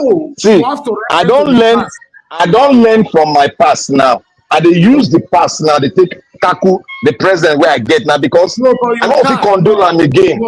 Your car go fit still enter reverse back, go start on the all. Which reverse? What did they talk reverse? Reverse. So now we go dey clap and they follow them. Reverse. So we clap and they follow them. Go from that side, the judge and they come. Now I talk. Don't jump some place. See, I look, make Niger Wash. If anywhere I start from, take me where I dey. Anybody that come after that one, I go take them on. That is where I chose to start from. So take me like that. If I'm wrong, you cut me off from there. Okay, no wahala. I'll write today's date down, 7th of September 2025. The day where I go give Black Panther for this platform, woto. Mona not stop me that day. Just right now. I don't start. Look, I don't start with Rivers State. I get my record down. Rivers, any of them come here, I go give them woto, and I'll bring records. Because now, yeah, me and you deal with they beat us for 2023. They beat Peter Obi, they beat you, they beat me, they beat us. Now, recently, they beat Peter Obi and his brother. Now they don't beat Bade, but you the judge. So that's also Mr. Elvis, that Peter Obi was even bad. They destroyed that house. They can't build on that house. Exactly. Man, they demolished. They can't build on that house, on that land. Now that one even worse pass. Black Panther is passing. Land where I buried my money. Then give her plot. They take plot. I thought they do with that. What do they give her? They give her half plot.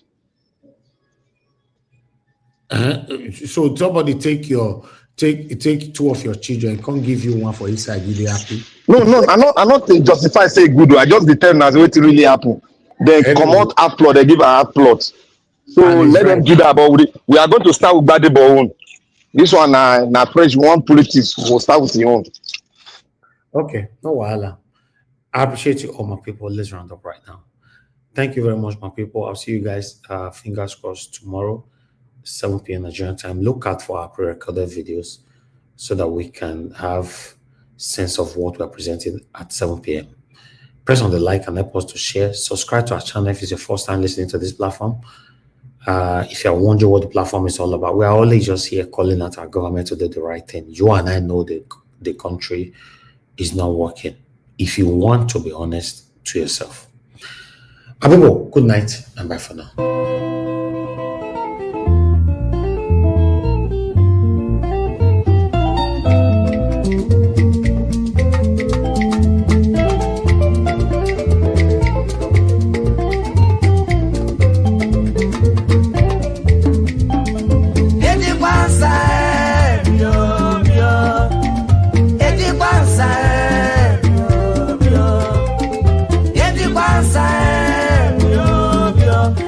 Come